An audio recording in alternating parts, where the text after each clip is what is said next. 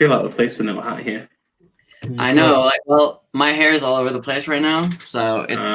But I mean, it's like, you're on Huss's channel, so I felt like it was. I got a good haircut the other day, so I'm quite happy. Yeah, I'm looking like I'm from like north of the wall right now. So Amazing. Yeah. Okay, we're live, I guess. Yeah, we are live. Hello, guys. Happy Friday. Yes, myself and Dion are happy to be joined with Roman, as you can see down below, from Cinema Monologues. Love his channel.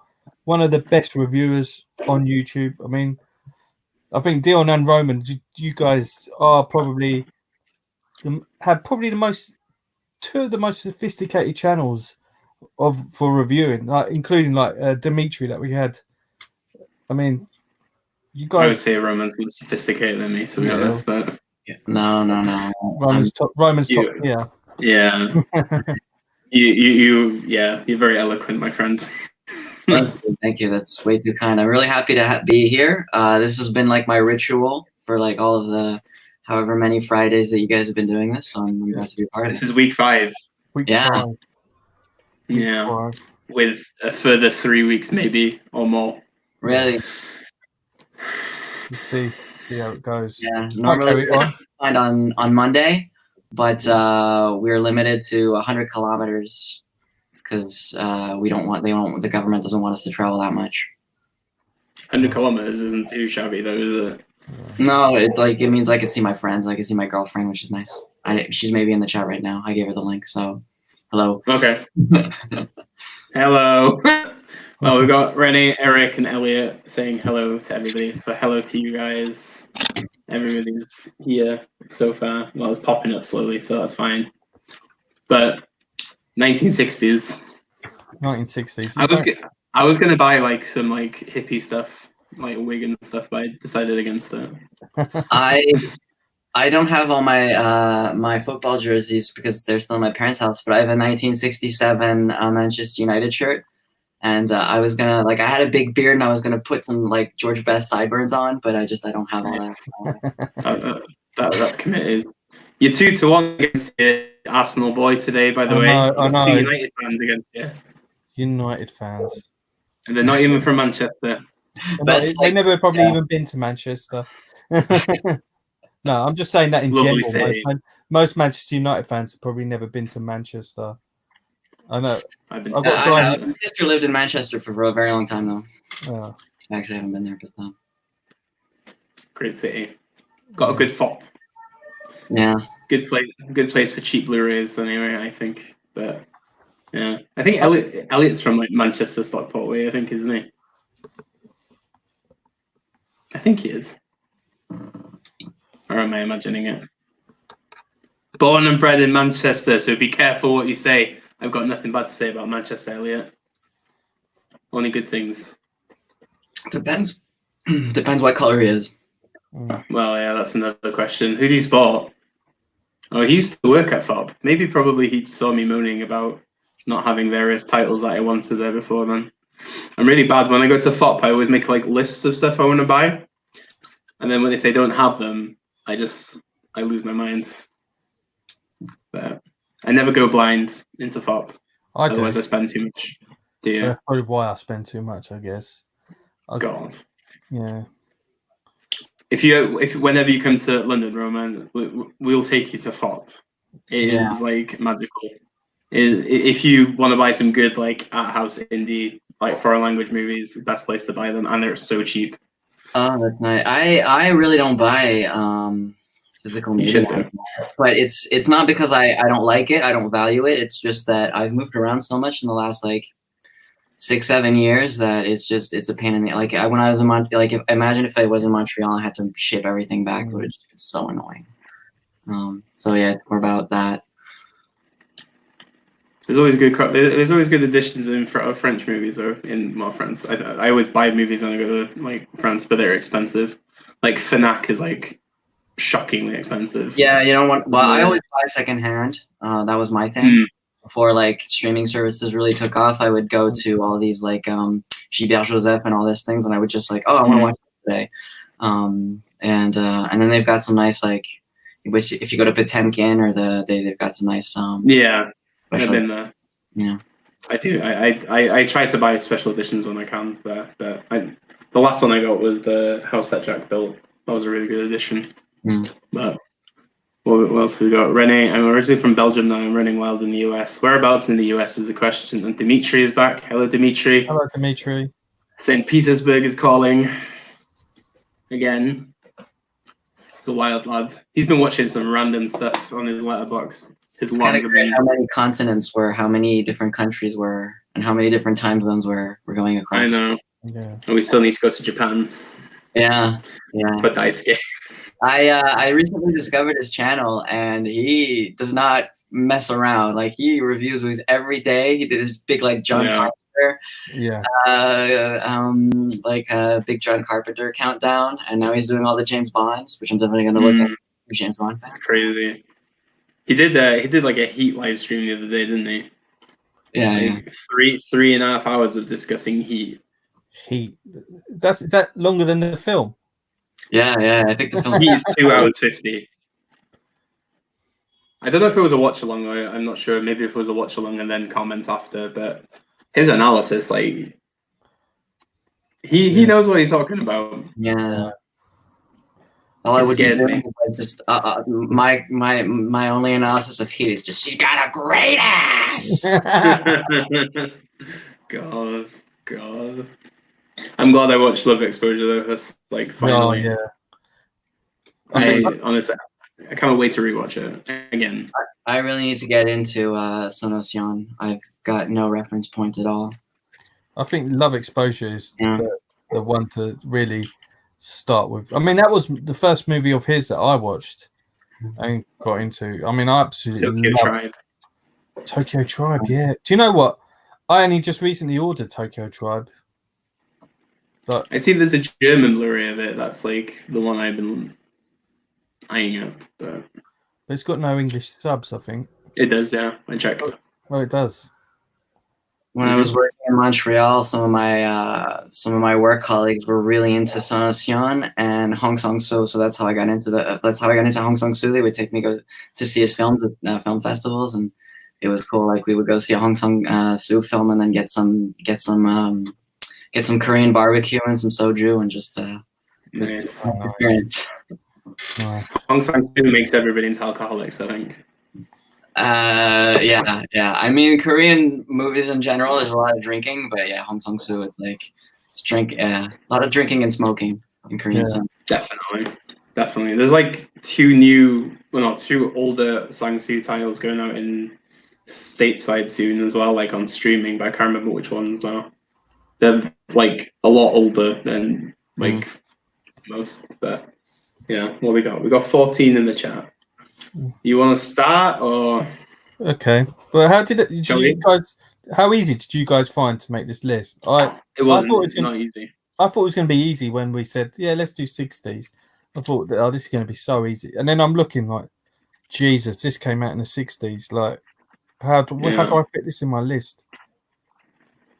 Yeah, it was quite hard in terms of, I think it's an interesting period in that it's clearly like the tail end of the golden era of Hollywood, and a lot of the old masters are on their way out, and you don't have the full-on indie 70s coming in with even a lot of cinema from different, like you don't see a lot of films coming out of Africa from that period, for example, and we get Ousmane Sembène like starting out.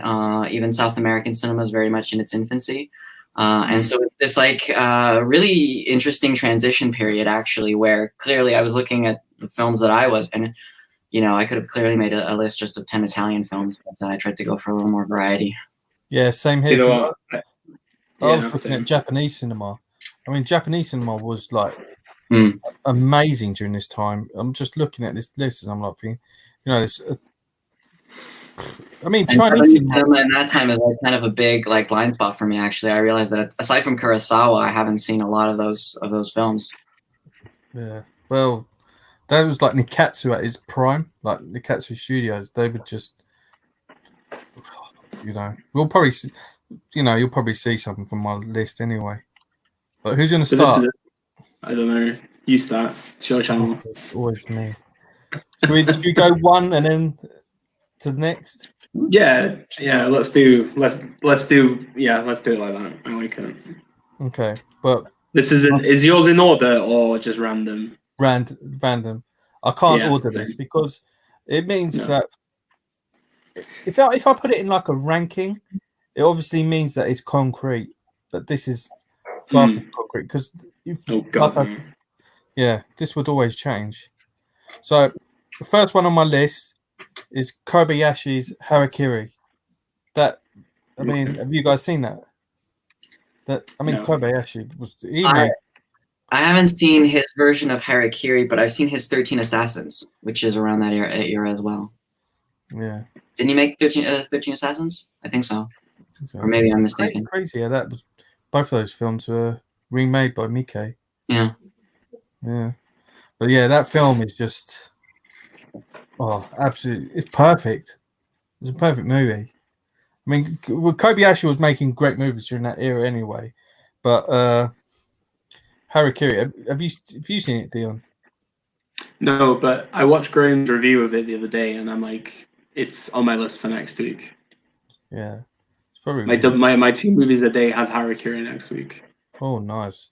Look forward to your. But it's the highest. It's that that Harakiri is the highest rated 1960s movie on Letterboxd.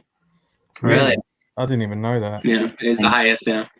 I that's the only way I did my 60s list. I just went through Letterboxd, and then I just broke it down, and then Harakiri is the highest rated on Letterboxd right now for 1960s cinema. So we started with a bang. That is a bang. That is a bang. God. Yeah. Okay. Do you have any more comments or? No. Who's next? Roman, do you want to go? You're the guest. Sure, I'll go. So the way I went about my list is really just films that I just watched, that I've watched several times, that I'm familiar with. Also, I found that there are films that I've seen in the theater because, there's a lot of rep cinemas around here, and I just find I'm a big proponent of the theatrical experience, and I always find somehow films make a bigger impact when I see them in theater, nicely projected. My number one is a film called The Man from Rio by Philippe de Broca. So this is a film I would watch. I didn't really grow up on French films, not at all. I really grew up on American cinema. But this is one of the only films that I would watch constantly when I was a kid growing up. My grandfather had taped it on VHS, from when it was playing on television. I just watch it over and over. And it stars Jean-Paul Belmondo. And I'm a big Jean-Paul Belmondo fan. I think he's the king of cool. And it's basically like a proto-Indiana Jones. It's an adventure film. It takes place in Brazil. I think even Spielberg mentioned that he saw the film and he was really inspired when he made the Indiana Jones films. It's just an old school adventure film. It's a lot of fun. I think Philippe de Broca is kind of one of those. I mean, he's not at all from that new wave kind of generation. He was more just I would say a kind of just a studio working director, but he made 2 really great films. This is one of them. The other, which I would recommend with Philippe Belmondo as well, is called Le Magnifique. I'm not sure what the English title would be. And yeah, it's just an old school adventure film. In kind of films that don't really get made anymore. I cannot recommend it enough. It's The Man from Rio. Okay. I've actually I've had that one on my list for a while to watch, but since you've it's just fun. Yeah, but that's the thing I think as well. When you think about 60s cinema, not all movies are fun in the 60s. They're pretty hard. A lot of it's hard hitting. It's not always just a good time, obviously, except for your West Side Stories and your Mary Poppins and stuff like that. But when you go to the nitty gritty of 60s cinema, it's pretty hard stuff. So. It's always good to have lighthearted. I don't think any of the movies I put on my list is to be lighthearted. Well, maybe one, but we'll see. The Belmondo film I've seen, it was Breathless. I mean, that's probably I think it was his first film, or certainly it was his breakthrough role. And yeah, I mean, he's a superstar. Yeah, he's so cool. Yeah, he is so cool. A lot. Okay, right. I'm gonna kick off mine, and then this is like literally probably my most rewatched '60s film. It is Rosemary's Baby, Polanski, 1968. Like I have watched this film countless times, and I've reread the book countless times. I think for me, it's just when I think of like 1960s cinema, it just instantly hits my head every time. Like I just love the way it's drawn out. I love the suspense of it. Just his use of like coloring, his foreshadowing within the whole piece. The crane shots, everything. It just culminates into something so good. And it just always sticks in my brain. And obviously, Polanski's not exactly, but. For me, all his bad stuff, so it's okay. Exactly, yeah. This is the thing. Like, I remember the first time I watched like Rosemary's Baby, and I had no clue about Polanski. But obviously, like Repulsion is another great 1960s film, like from him. Yeah, you know what I mean? Cul-de-sac again. Yeah, exactly. Like he made some great films in the 1960s. Yeah. But like Rosemary's Baby just sticks with me every time. Like, yeah. I'm assuming you guys like Rosemary's Baby also, or not so much. I've seen it so long. I easily, man. I could rewatch any day. I was this close to putting it on my list. I didn't put it, but yeah, I mean, it could have been on there. It might as well be. I actually saw that film in the theaters as well. That's the only time I've seen it. Yeah, I remember. Oh, really? I remember so many things about it. Like Mia Farrow is. Exactly. And I love John Cassavetes as her husband. That's a great choice. Yeah, exactly. Yeah. So no, it is. And I'm not a big horror guy in general, but to me, if there's a couple perfect horror films, then that's one. Yeah. But this is the thing. Like religious horror is my jam when it comes to like a subgenre of horror. Like religious, like cult type of horror film is what I love, and this just works so well. But it's also it's a classic, but it's a classic that it's universally acknowledged by that. People that aren't so into film even know what Rosemary's Baby is. Probably one of the most memorable endings of all time. Like exactly. So, but yeah, that's my first choice. Okay, next up on my list is Shinoda's Pale Flower. Yeah, I mean, I think we've spoken about this in previous streams.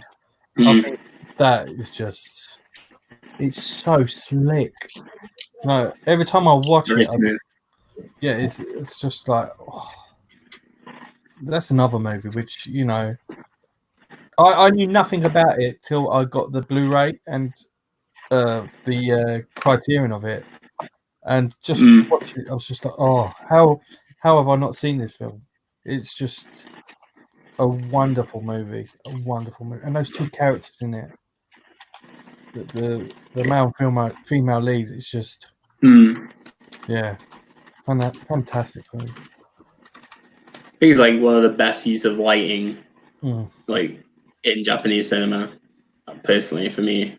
But it's just the way that he like composes it, like you say, it's just slick, it's suave. It is a great noir. I only watched it like the beginning of April, I think, for the first time when I got the Criterion. Even the score, A1. It's just such a smooth film. It's far too cool for its own good. Yeah. Like I didn't I've seen a lot of Japanese films, but I've never anticipated such like this like European like suaveness that Pale Flower has. But I do. I have it in my honorable mentions, which I'm gonna say at the end. But yeah, it kind of stayed away from mine. Yeah, it's really worth a watch. Yeah, have you watched it, Roman? No. I don't think I've seen any of the films by this director. Is this the same guy that did Onibaba? Or am I? Did he? Maybe I'm completely mistaken. But I don't think I've seen any films by him.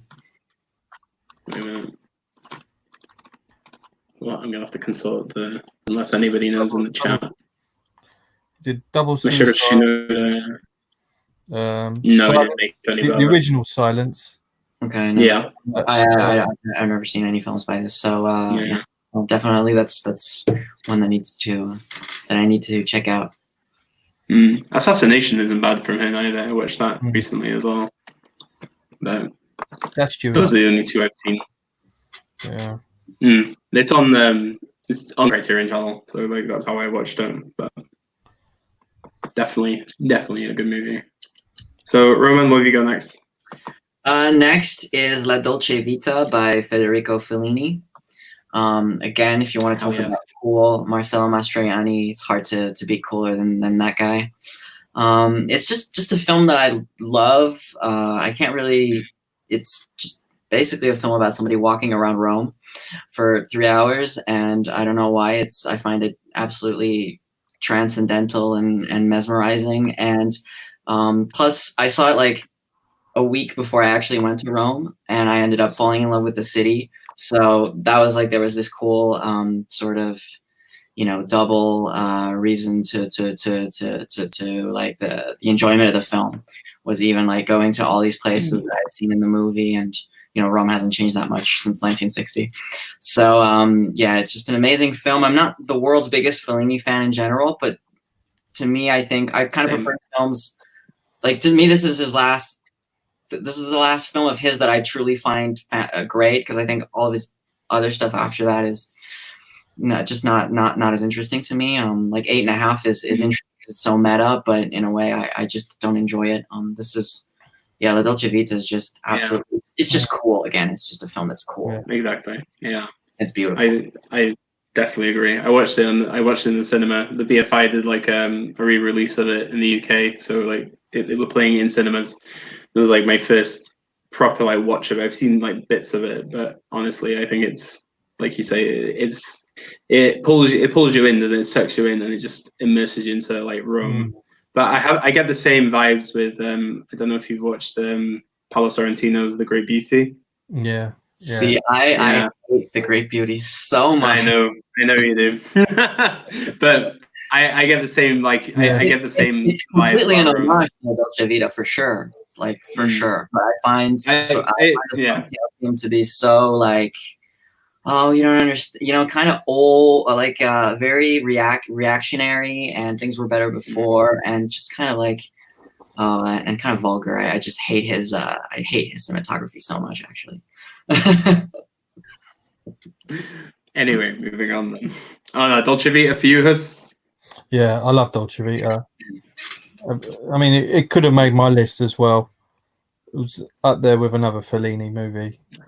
It's in my honorable mentions also, Dolce Vita.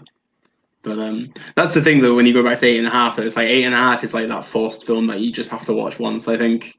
And then like Dolce Vita is the one that you could just easily revisit anytime you want in your whole lifetime. But I know people that love 8.5, like, and haven't seen other films by Fellini. It's just, for me, I feel like, and I understand, like, Dolce Vita it's not only a great film, but I think it was a huge success. And it's kind of like, okay, once you've made your masterpiece, the film that you will forever be remembered for, what do you do?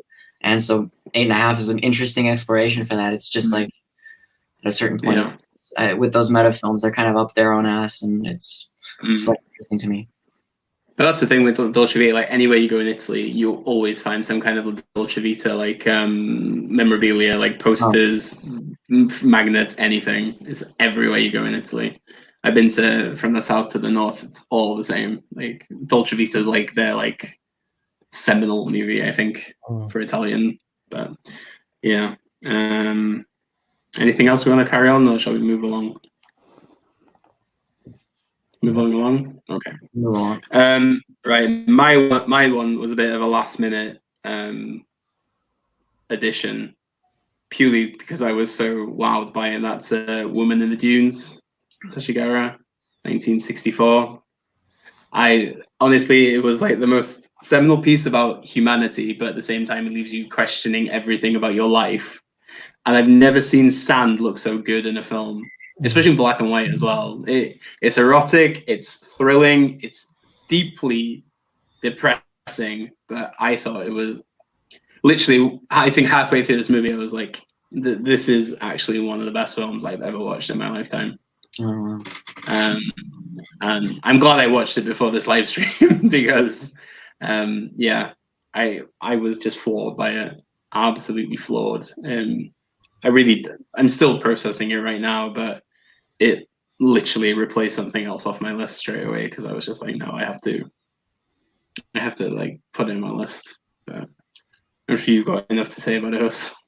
Yeah, I actually had it on my list, and I was just oohing and ahhing about it. But I mean, I could have added this quite so easily onto my list. I mean, how did you watch it on the Criterion channel?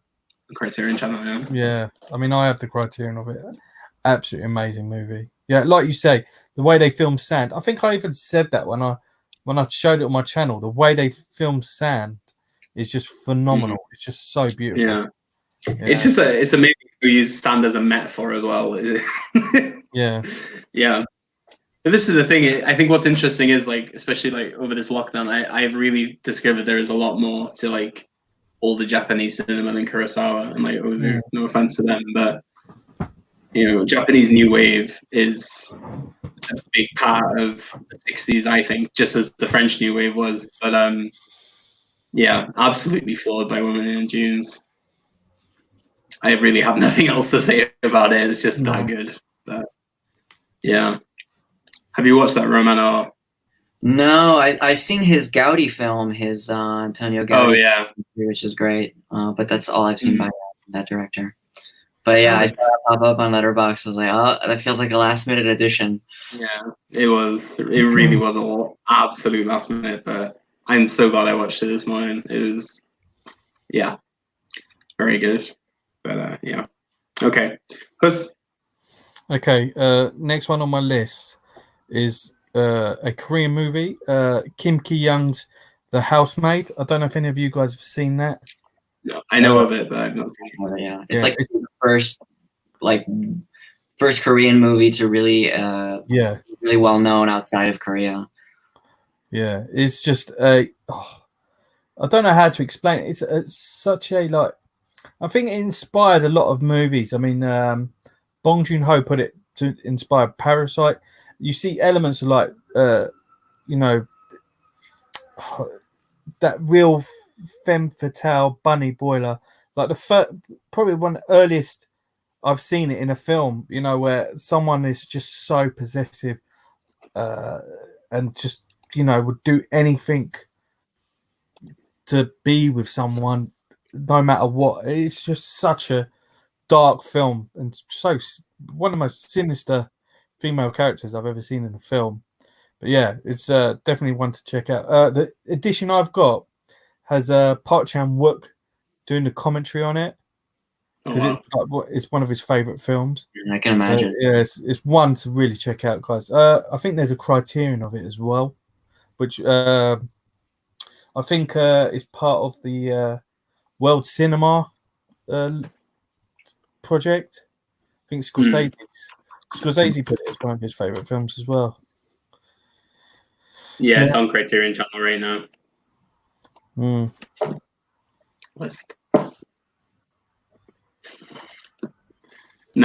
I definitely need to check that one out, because I know all the Korean directors always reference it. But it's like La Dolce Vita for Italian cinema. It's kind of like, you think Italian cinema that era. It's the Housemate. And the fact is, it's a trilogy that I didn't even know it was a trilogy till I was like reading up about it today. Like, just thinking, never even hear about the other two movies in there. Yeah. Wow. Okay. Roman, what's next for you? Next for me is The Bad Sleep Well by Akira Kurosawa, which is like one of my favorite Kurosawa films. And I know, like, of that era, High and Low is the one that gets the most praise, and I'm not gonna contest that High and Low is a masterpiece. But I don't know why I gravitate towards that film that much. I think for some reason what I really remember about it is the framing. I was blown away by how Kurosawa. I mean, you know that he can frame, like you can see it from all of his previous films, but it's just a bunch of boardrooms and just conference rooms, and yet the way he's able to have this framing with like 5-6 people in the same frame, it's absolutely beautiful. And it's a tale of corruption and Toshiro Mifune, again, cool as fuck. So I went for like really, really cool people. I like to see cool people on screen, and yeah, it's one of those ones that I really love, and I also remember because it was like the first film I ever saw on Mubi, and so it kind of blew me away. It was like my first streaming service. I was really happy. Like, what's this new thing? So yeah, and I know that Claire Denis loves it. I know you love Claire Denis because like Bastards is kind of an homage to that film. Yeah. Of course. Yeah, that's a great movie. I mean, I had so many Kurosawa movies on my list anyway, and it's just like, how many can I put on? You know? Yeah, you can't go wrong. So, and I wanted to put more in because after what Dion said last week about Seven Samurai, I just wanted to spit in his face a little bit. As long as he doesn't put like the Magnificent Seven, we're good. Oh god, that movie is terrible. Absolutely terrible. Yeah. Is it me next? Oh yeah. Okay. So next up on my list, I've got Cannibal of Souls by Harakiri, 1962. It's like the only way I heard about this film was through David Lynch, because it's like one of David Lynch's first like pure like passion films. And then I watched it. It's like literally was it like an hour and 20 minutes, and it just floored me. I think it's like one of the like earliest pieces of atmospheric art house horror that I've seen, and just the whole concept of just using white face paint and just freaking you out with good editing, very slick music, and just pure imagination. And this is like the only movie this guy ever made as well, but I consider it to be like one of the most influential films that I've seen, and I can understand why Lynch loves it so much. And obviously I don't show up talking about Lynch anyway, but because of him, it really just got me. And then like I bought the Criterion, I think, after that, and I don't know, I'll easily rewatch it maybe like 2-3 times a year, just because it's an easy watch as well. But it's just a really impressive film. But yeah, have you guys seen it? No, I haven't heard of it. I mean, it's this Criterion is, but like honestly, it is one of my favorite movies of all time. I think. Wait a minute. Yes. I've heard of it. Yeah. It's 78 minutes long, but yeah, it's really worth a watch. I think it's on YouTube. Really, probably. Like what? It's one of those movies that what's on YouTube. You're like actually, Women in the Dunes is on YouTube, full with subs, for free. But yeah, honestly, like if you've never seen Cannibal of Souls, anybody even in the chat, even I would recommend it. It won't take too much of your time, and you'll see why David Lynch was so influenced by it. Mm-hmm. But yeah, seminal 60s, in my opinion.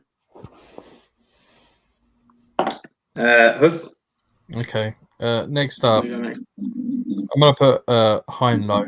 I know we just briefly mentioned it. Yeah. I mean, that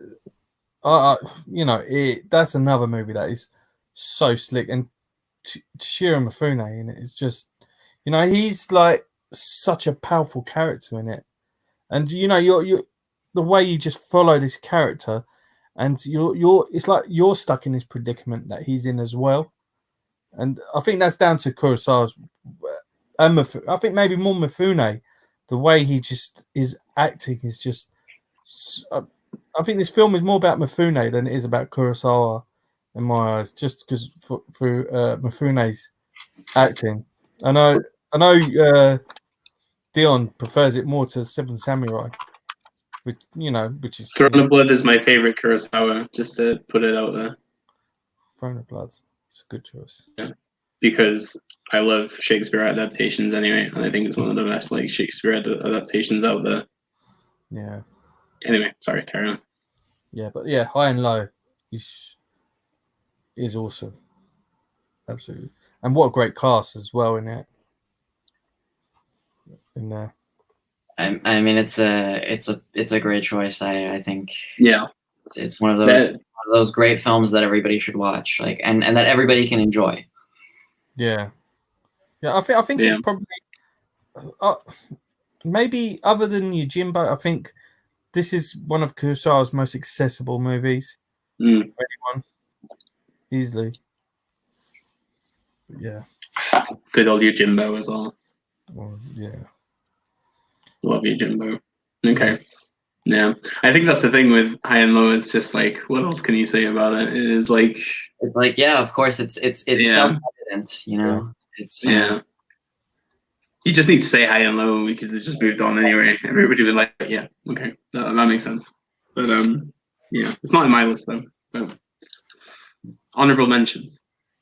Okay, Roman, what have you got next? My next one, again, I went for something highly original. It's Psycho by Alfred Hitchcock. Yes. Which I think the best thing I could say about Psycho is that at this point in time, everybody knows all of the story beats, all of the twists, all of the iconic imagery, every scene, and yet you watch it and it just works perfectly. And you're floored every time. So exactly. I don't know what else I could say. It's one of those films. I had the chance as well as the luck of seeing it in 35mm, and it looks beautiful. Nice. And it's hard to even talk about Psycho because so many people have talked about it in much better ways than I can. I would highly recommend on YouTube, you can find the Truffaut Hitchcock tapes, and you can listen to those, which are just fantastic to listen to because it just goes through his entire career. Psycho, it's probably one of my favorite Hitchcock films, and it's cliched, but there's a reason why it's like one of the most iconic films in film history. Exactly. Including a toilet. Including a toilet. Yeah. Including a toilet. Nah, same. Like Psycho was probably one of the first Hitchcock movies I saw. My granddad used to on VHS just record them off TV, and then I remember watching it really young, and then I was just like, this is just so cool. And then every time you just even think of that as a film, like the amount of times it's referenced in anything, from the shower scene to her being caught by a bus when she's in the car. Everything is it's all copied. Reveal with the mother at the end. Yeah, exactly. The last shot where he's smiling into the camera. Yeah. Everything. Like the first time I saw Psycho, I had already seen Psycho, but it's still exactly. Yeah, but it's so easily. Yeah, it's a classic for a reason, isn't it? Like an actual classic as well. Definitely. But yeah. Well, any more thoughts from you, Huss, about Psycho? I mean, it's like Roman said, you've already seen it before you've actually seen it, and that's not down to the fact that it's it's got all these cliche moments. No, it created these moments to make them cliches. I mean, that's why those shop scenes that Psycho created that, and I think there is a reason why it's one of the greatest horror movies of all time. Exactly. But I saw Psycho 2 before I saw Psycho the first. Did you? Yeah. I haven't seen the sequels, but I hear Psycho 2 is actually not that bad. It's not that bad. It's not shabby. The third one is pretty. And then obviously you got the Gus Van Sant remake. Yeah, I haven't seen it. I've seen a lot of Gus Van Sant, but that's one of the ones I've avoided. I'm curious, but I'm kind of frightened. I'll be bluntly honest. I have rewatched it more times than I'd like to admit, purely just because it's worth watching the car crash. Have you seen Soderbergh's re-edit of both films? Yes. Yeah. I'd be curious to see that. That was what he was doing when he was retired. And so that's kind of fun. Why not? Yeah. That's the thing. You just don't remake any Hitchcock, in my opinion. But I'm giving a pass on Ben Wheatley's Rebecca. I have faith in him, readapting Rebecca. But nobody should ever. Yeah, just to bounce on what's being said in the comment sections. I think Notorious is actually my favorite. Notorious is great. I think that's my favorite. But I mean, yeah. they're all good. The BFI actually re-released that in cinemas last summer. Oh my god, yeah, I saw so it. good. Well, it's amazing. Yeah, so good on the big screen. But what about Rear Window remake, Christopher Reeve? Oh my god, Haven't seen it. That exists. Never seen it. I don't think I wouldn't even touch it. God. Right. Okay. Moving on. Next up, my first French film, actually, Eyes Without a Face, Georges Franju, 1960. Beautiful gore fest, utterly sleek French, but creeps the hell out of me every time I watch it. It's one of the easiest like foreign horror films to get into that type of cinema. And yeah, what else can I really say about it? And then obviously the connection to Holy Motors and Eyes Without a Face always like brings a smile to my face also. But yeah, it's like literally I think one of the like earliest like French films I can remember watching like for the first time, and I was just like, holy crap, I didn't even know the French could make horror movies. But no offense. But yeah, I understand. Like France has a very troubled history with genre filmmaking in general, and it's just today really that you're starting to see an appreciation for like horror, for action, for things like that. With these new like obviously, just like Raw and Juliet now. That's a good example. Amazing. One of my favorite like movies the last like 10 years. Yeah, easily. Yeah, very, very good. Have you ever seen Eyes Without a Face? No, but I've been meaning to see it for so long. I mean, worthy watch. Elliot's asking, have you seen Almodovar's The Skin I Live In? Take on Eyes Without a Face. I have seen Skin I Live In. It's okay, but I wasn't totally sold. Even though I do like Almodovar movies, but not one of my favorites. But yeah, the Eyes Without a Face referencing is just from that. But yeah, definitely. Anybody else got anything else want to say about good French horror? Oh, shall we move along? I mean, I really like Georges Franju. He's one of those directors that when the new wave and the Young Turks, like that whole generation of critics came in and basically decided to shit on French cinema, le cinéma de papa, as they call it. There was the people that they kind of salvaged that they said, no, but these guys are actually were like him, were like Bresson, were like Jacques Becker, Jean Renoir, and all those people that were making French films in like the more studio system for all those guys. And actually, those films unfortunately don't get studied that much in film school because you tend to study the new wave, but there's some tremendous films in there actually. Yeah, I'll be bluntly honest. I started watching Bresson movies during lockdown, and I appreciate his artistry, but I cannot connect with Bresson at all. They're like really cold.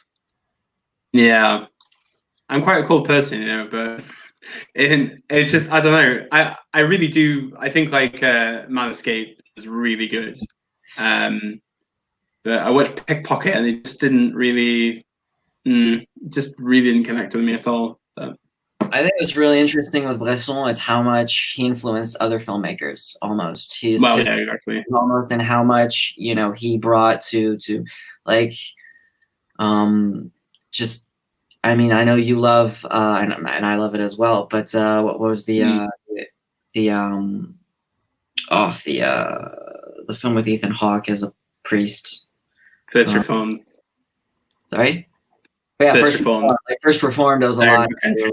Diary Country Priest, and also like Ordette a bit, Dreyer, but like Bresson's a big influence on. Yeah, definitely. I can't remember his name. Paul Schrader. Paul Schrader. Yeah, it's a huge and on many others. So I agree as well. There's a '60s film from Bresson called Au hasard Balthazar, which is like really interesting. Yeah. Also, it's kind of like an engaging watch, I would say. Yeah, he's like Balthazar is probably the next one I'm gonna watch, but I know like Lanthimos is really into Bresson as well. He says he cries watching Pickpocket every time, and I'm like, where do you cry? I need to know. Anyway, Huss, what is this number 5? Number 5. Well, it's not ranked, but your 5th choice.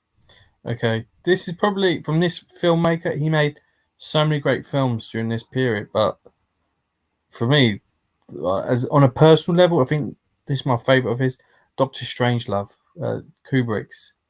And I think that's on my list. Oh. That was on your list as well. Mm. I just think Peter Sellers, man, in this film. Yeah.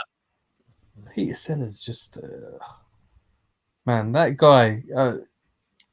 He's just, you know, what a guy in this film. Like the characters he plays is like, whilst they're so different, he's just that conversation he has with the Russian president, Russian prime minister. Just that scene is just. I love watching that scene. That conversation is so funny. Yeah, I know if it's on your list. Yeah. Sorry, man. It is special. No, it's all right. I'm not going to change it, but yeah, no, I agree. Like Doctor Strangelove, obviously 2001 is like another. Yeah. Is a big fish. Do you know what I mean? But for me, if I was talking about 60s Kubrick, like obviously I've done a lot of research on Lolita, but every time I think of Strangelove because I think it's his most fun film also. Yeah. And it's really relevant today just as much as it was back then. Yeah. But like you say, Peter Sellers, it's one of like the most iconic like performances in cinema. And then the ending also. And then obviously ironically the Vera Lynn Will Meet Again plays at the end, and it's so good. So good. We did a Kubrick conference last summer in Holland. And then we played it in the local cinema when we were there. And like we were just like half cut because the conference just finished. And then it was just like a full house of Dutch people watching Kubrick with us. It was just an amazing experience. It was the first time I watched it on the big screen as well. But yeah, definitely. I agree. Concur. Yeah. Roman, anything on? Shout out to my girlfriend who says this one has an amazing way of directing his actors, though, which really influenced acting theory, which is true. I'm not up on she's not lying. That, but she studied that a lot at university, so she probably has some interesting things to say about that. Doctor Strangelove is actually the first Kubrick film I ever saw on VHS. Oh, really? I was really young. Actually, I didn't find the film funny. I found it to be traumatizing. I was terrified because of the ending. I was like, "Oh my god!" Yeah. But yeah, I love it. It's amazing, and it's. I mean, I almost put it on. I ended up going with another Kubrick film, but yeah, it could have been on here as well. For me, it's way up there with some of his best. I mean. What is the best Kubrick film? That's kind of a stupid argument, stupid conversation. Well, yeah, it's amazing. It's one of the best comedies of that era and probably of all time. Eyes Wide Shut's my favorite Kubrick movie, but that's another time. It's probably the best film I've ever seen about the disintegration of a couple and how just ordinary everyday life destroys desire and things like that. Yeah, if you do a 90s list, like there's no point because I'll just say Eyes Wide Shut for all time, to be honest. Even more than Goodfellas. Anyway, definitely okay. What's your next pick? My next pick is 2001, so we can stay on the Kubrick train. Yes. Yeah. Okay.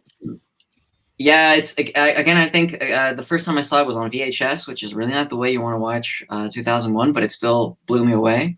And then I was lucky enough to see it in 35 millimeter in a theater with kind of a crappy sound system, but like it was great. And still an experience. It's crazy. It's crazy how, again, it's the film. I know it like people say it hasn't aged and whatnot, but really what fascinates me is what it tries to do and what it achieves. It's like, why can't other films do what it? That's what I can't wrap my head around is how is it able to be both in a way, it's like a spectacular big budget special effects like showcase, but it's also like a really just simple small horror film. It's an art film. It's this like, hippie trip across the universe. It's got all of that, and I don't know why other films can't do what it does. And I know it's cliche to say 2001 is a masterpiece, but it's like Psycho, there's a reason. And it's so many films in one. It's not even like it's able to go from like the dawn of man. And the way it cuts to like that cut from the bone to the spaceship is probably one of the best in history of cinema. It is, it's a perfect film, really. Definitely. No, I agree. That's the thing as well, is like it's amazing how you can make classical music how we connect classical music to sci-fi now as well. But it's because of Kubrick, really. And when Blue Danube plays, you just instantly think 2001 Space Odyssey. You can't listen to The Spoke Zarathustra, and it is the soundtrack to 2001. It can't be anything else at this point. Exactly. Yeah, it's amazing how that film has kind of really influenced the rest of has influenced cinema in such a long way. And then it was panned when it came out. Most people hated it. Pauline Kael destroyed it, which is really interesting because she's one of my favorite writers. But yeah, she completely destroyed it at the time. Yeah, I was looking if we a few years ago we actually did like this plenary panel with people that worked on 2001 Space Odyssey. They came up to the university and then they showed us so much stuff they designed, created. Like one of the costume designers actually brought one of the apes' heads, like an actual the one they use in the film, and they all just said when they were making it they had no clue what the hell they were making. They were given a job, they went for it, and then it's fascinating to think these people just went into a film not knowing what they were going to do, get paid for it, and then it becomes one of the biggest pieces of the film. 25 on that film, he was super young. Say that again. Wasn't Douglas Trumbull in his mid-20s, or I think he was young when he made that film, and it's it's just incredible. That's the thing about Kubrick as well. He always scouted people. He always kept eyes on people across the globe, and then he'd call them and employ them to his work. It'd never be this person will do. He always calculated who he wanted hire for various jobs. Even till Eyes Wide Shut. It's crazy, but yeah, definitely 2001 Space Odyssey is just magical. Yeah. Like Roman said, how is it that films can't? No one can make a film like that. I mean, no. And when I was talking about Star Wars last week, I was thinking, you think 2001 Space Odyssey came before Star Wars? And it's just you could use that sort of model, and I don't think it's trying to do the same thing though. But yeah, for sure. You just can't and that's the thing, it's so important to the genre that you can't make a sci-fi movie now without at some point coming into a point of comparison with 2001. It is exactly the yardstick, it is and everything is measured according to 2000. It's not enough 2000, so that's just how you view it. It just, its influence on cinema is immeasurable. Exactly. But that's the problem as well when you have auteur directors of the 21st century, auteur Christopher Nolan I'm talking about here, and they're Interstellar is going to be the 2001 Space Odyssey of this century, and you get all this crap, and a lot of people were this is going to be his masterpiece, is going to be our 2001 Space Odyssey. I remember everybody was talking this kind of big game, and then it just wasn't. I would say, I'm not even putting it in the same league, but I would say Ad Astra, something more. I think, and even then, it's completely different because it's Conrad in space. But yeah, Ad Astra had more 2001 vibes than Interstellar did. Yeah, I would agree. 1000%, and also James Gray's a nice guy. So yeah, not saying that Nolan's not a nice guy, but James Gray's actually nice. He's actually a lot of fun. Elliot actually says 2001 even came before the moon landing. Wink, wink. Get the tinfoil hat out, lads. Did Kubrick record the moon landing on a soundstage? Have you guys seen the Canadian film Project Avalanche? No. So it's basically a fake documentary about Operation Avalanche. It's a fake documentary about these guys at NASA that are filmmakers and that film that construct the moon landing, and it's pretty cool. It's a film made for like very little money by these Canadian filmmakers, and I like it a lot. Nice. I'll check that one out definitely. Okay, next up on my list is Destroy All Monsters by Ishiro Honda, 1968. It is my favorite of like the Godzilla movies, purely for the reason all the monsters are on freaking island, and it's just batshit crazy. I love it. That's all I really have to say. I rewatch it so often. It's pure Japanese fun. And it really made me fall in love with like kaiju movies in general. It's probably one of the first ones I watched as well, and that was on VHS, I think, a long time ago. Yeah, it's like Enter the Dragon with exactly with monsters, basically. Yeah, basically a kumite on this island of just monsters. Yeah. What a great choice, man. That's exactly. It literally like that. It was like that and Rosemary's Baby were like the two that went instantly on my list from like the first minute we discussed this. But Destroy All Monsters it's just great. A lot of people say it's crap, but it's like, how is it crap? It's so much fun. Yeah. I don't know. Are you the same? I really like my kaiju films. I've seen the first Godzilla, and then I've seen the Western ones. Like, that's about it. Honestly, Destroy All Monsters on YouTube. It's like, I don't even think it's 68 minutes long. It's not even. Wait a minute, I'm gonna check this now. But it has literally all of the big. It has all of the big like monsters in it. Yeah. But have you watched the Criterion version of it yet, Hassan? Not yet. Not yet. It's in the set, right? Oh, sorry, it's 90 minutes long. But yeah, what have we got? We've got Godzilla, Muto, Skullcrow, Mothra, King Ghidorah. They're all there. That's all you need to know. I think that would sell anybody on it. Oh god, Gung Fu's here. He's late for the lemon party. Oh god. You're gonna just see if it's just gonna turn into a cesspit. I don't know if that means we're old or if we're. We shall see what happens with this one. He tried to get me on something on Facebook the other day. I won't repeat it, but yeah. I got sent some pretty terrible stuff recently too. I won't share. I don't want to destroy the chat.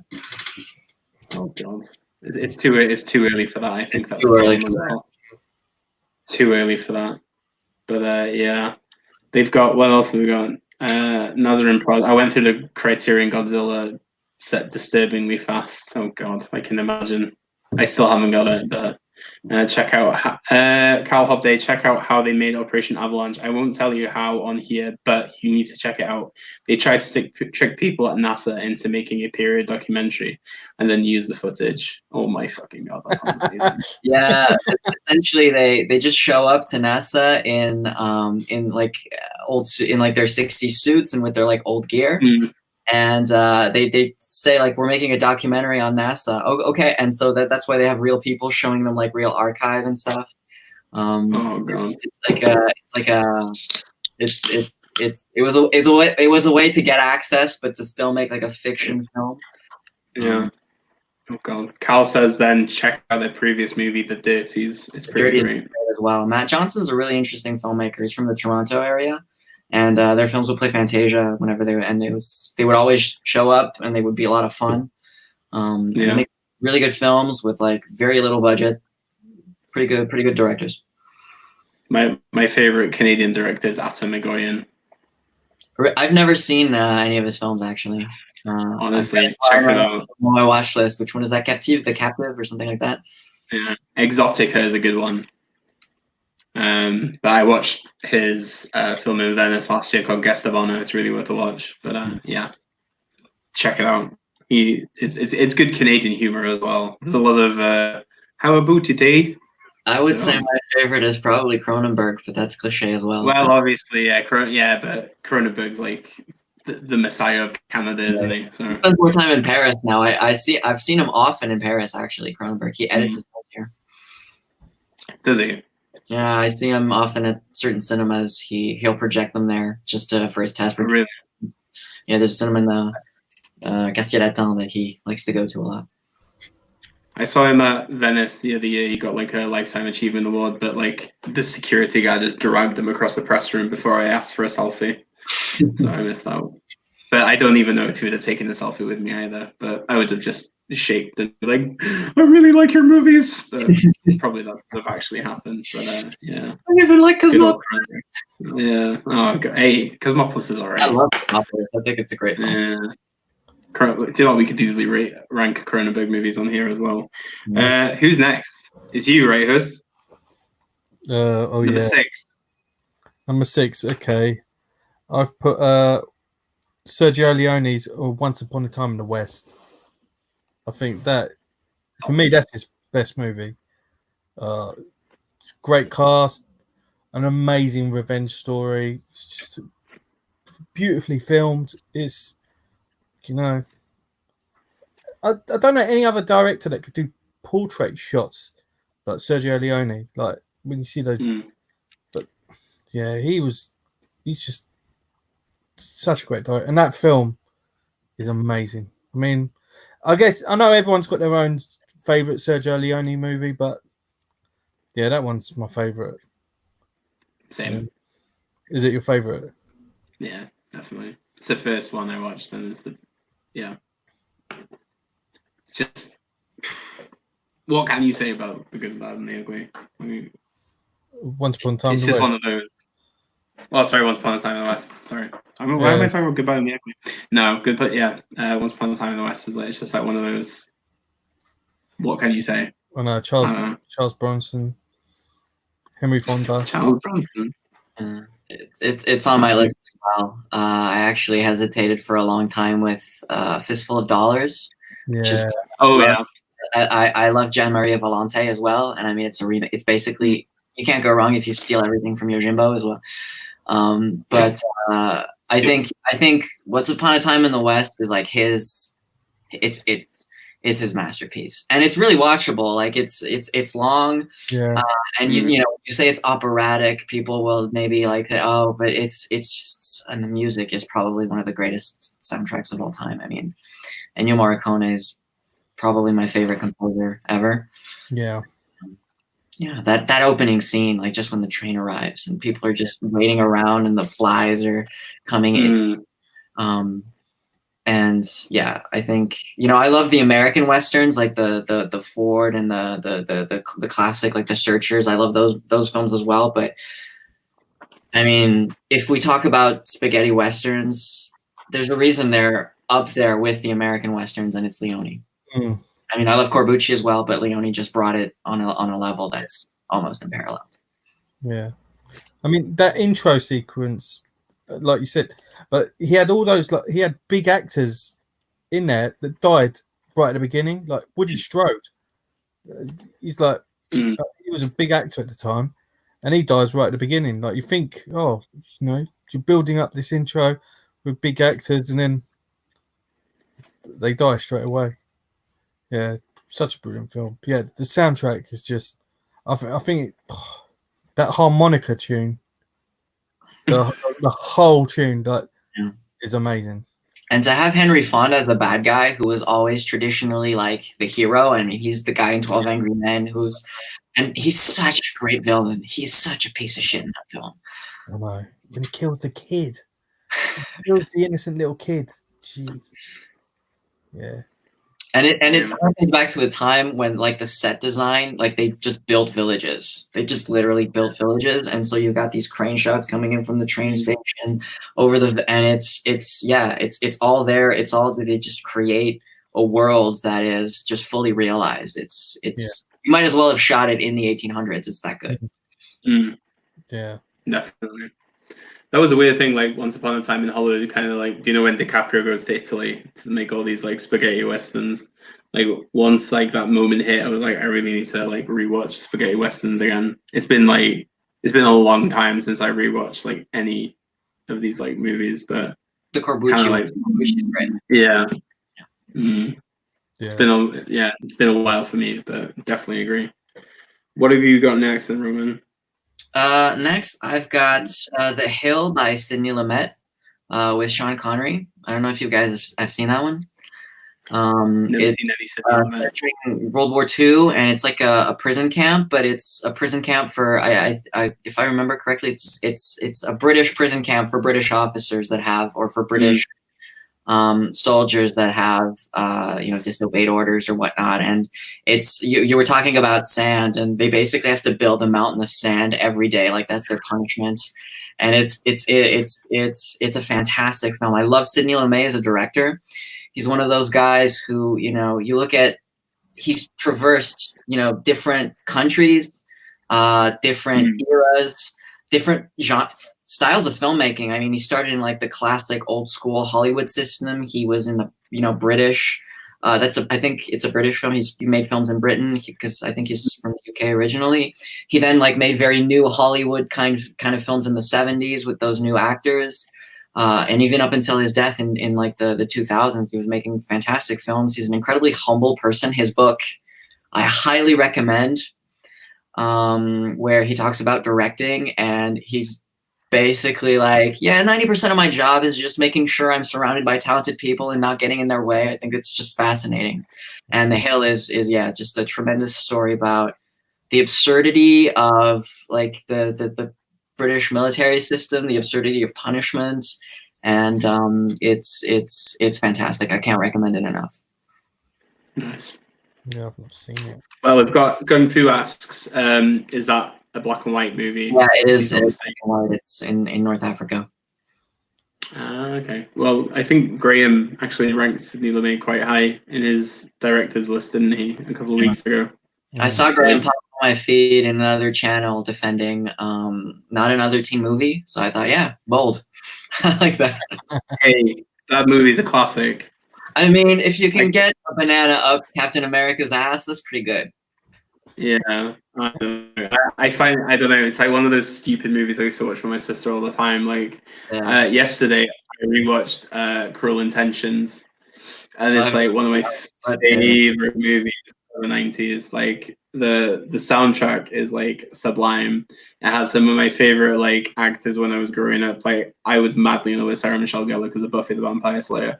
But like that was like the first movie I was just like, oh my god, I need to marry this woman. And then she married Freddie Prinze Jr. So she kind of broke my heart. But it's fine. But like 90s, like that kind of 90s movies are just, they're so bad, but I love them at the same time. Yeah. How do we go from Sidney Lumet to like Cruel Intentions? I don't know. It's my fault. It's my fault. I'm the one who mentioned not another teen movie. Not a teen movie. But it's, I don't know. Like, oh god, there's so many things in that movie that you shouldn't laugh at. Like the albino girl. Oh god, yeah, I know. But still, watch Sidney Lumet film, guys. Sidney Lumet films. They're Sidney Lumet. We'll carry on. Right. Okay. So since Hus mentioned Dr. Strangelove, I'm actually going to change my next one. I'm going to put My Night at Maud's, the Eric Romer film. I've recently kind of fallen in love with Romer. He's the kind of like humanist, dialogue heavy director that I've been yearning to find for a while. And I get that a lot with Olivier Assayas films, but this one it was just so interesting, and it's really profound because it's part of the 6 moral tales. He's made 6 films about morals and standards and things, but it's just this interesting kind of like concept of, should you do this, should you not do this? And through the whole film, that's how I was thinking, like, well, if I was in that situation now, what would I do? And then Romer just carries on like that. I actually have to look on my PC because I've got notes here for everything. But on this one, I said dialogue leaves food for thought, intricately framed, and it complements like Romer's words really well. And I do think that Jean-Louis has to be like one of these like memorable like Romer characters. I really loved it. It's not like my utter favorite Romer film, but for the 60s, it's probably the best one I've seen. But like Le Collectionneurs, I think it's called. I equally like that one as much as well. But yeah, my Night of Mods. Anybody else seen it? I'm completely like I've never seen Eric Romer's work. It was one of those. So when I started getting really into film and reading the Cahiers du Cinéma, he was always one of those guys they would always mention. And when he died, they had this huge, like, massive amounts of articles, and it was, I don't know, for some reason it was always super daunting to get into his cinematography. I into his cinematography, I never got into it, but definitely there's a bunch of his films that are on a French free streaming service, so I think I should Garni's one there that's on Le Genou de Claire is on there as well, so I really should get it. Honestly, I really like Olivier Assayas films, but like I can see the connection between the two directors a lot. Oh, really? Yeah, that's and I think as well, like obviously a lot of French films are dialogue heavy, and it's just literally people sitting in a room most of the time talking about a lot of stuff. But I find it to be a lot more interesting than some of the French films I've seen, especially from the 60s. I think that's why I put it. So, well, that was one of my substitutes since he got Strangelove. So I went for Romer. But yeah, different styles.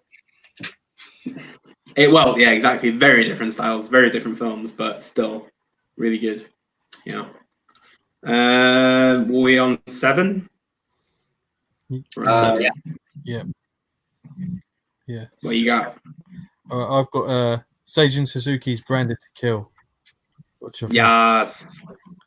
is his best movie, and the movie that got him into so much trouble, but he still released it, and it's just a phenomenal film.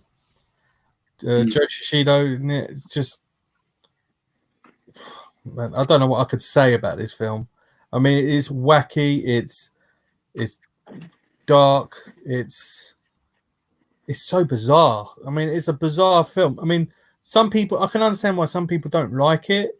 But I can also understand why it's a film that you either really, really love it, or you just can't stand it and you can't watch it again. I mean, you've got a guy who is obsessed with the smell of rice, and this hierarchical list of assassins, like, which are all numbered, and like, he has one job that's ruined by a butterfly. It's amazing. I mean, you couldn't make it up. Have you guys seen it? Obviously, seen it. I watched it like a couple of weeks ago. I loved it. Yeah. I love the animation. I've seen it in parts because it's one of those. It's what I call the films that I saw in film school, which is I've seen it almost in its entirety in different parts, but never actually sat down and watched it and enjoyed it. There's a ton of films like that. But like I had a teacher that was in film school that was obsessed with Seijun Suzuki and that film in particular. But he's a big blind spot in my filmography as well. I started watching Teenage Yakuza just before the stream, so I haven't finished it yet. But I'm really looking forward to getting into his cinema more. Yeah, he's a great director. I really like. Yeah, it's just such a shame you couldn't make enough films. Being blacklisted. Yeah. So the only one the one I want to check out is Tokyo Drift. I've still not seen that one. Oh, that's brilliant. Yeah, but I really like Gated Flesh. I watched that a couple of weeks ago. I thought it was great. A lot of fun with that one, even though it was really fucked up. But no, he's a good director. Branded to Kill is fantastic. I really enjoyed it. Like I think Branded to Kill and Pale Flower are a really good double feature. Yeah, definitely. I think they complement themselves really well. Yeah. But Nah, definitely on that one. Roman, what have you got next? Next up, I've got, so I was really hesitating between two films from the same director, but I put the one that I just enjoy watching the most, and it's Le Samouraï by Jean-Pierre Melville. I hesitated with Army of Shadows, which is, I think, his other masterpiece. But Le Samouraï is so watchable. And we were talking about Bresson the other, but I think Jean-Pierre Melville owes a lot to Bresson in these kinds of films. The way, you know, that sort of very silent, just very meticulous way he frames, the way he uses just cuts to very simple effect. It's very simple storytelling, but very complex in a way. And yeah, The Samurai, it's a film that, I mean, basically, so many films are copies of The Samurai in one way or another. And I mean, just down to, I'm a big fan of Johnny To, and he made a film with a French singer called Jean-Luc called Vengeance, and he calls him Costello, which is an obvious homage to The Samurai. It's, I mean, people, you know, people of my generation, they grew up on Drive. They love Drive. Drive is basically like Le Samurai. It influenced so many other films. It's fantastic, and I mean, it takes place in Paris. I love films that showcase Paris in that era, the 50s and 60s, because it's so different, and just seeing them take the metro, and it just that to me is enough to make me love it. And Alain Delon, we're going back to really cool people. Yeah, he's so cool. Yeah, even though like I've kind of soured on him because he's turned out to be a grumpy old reactionary racist. He was a fantastic actor.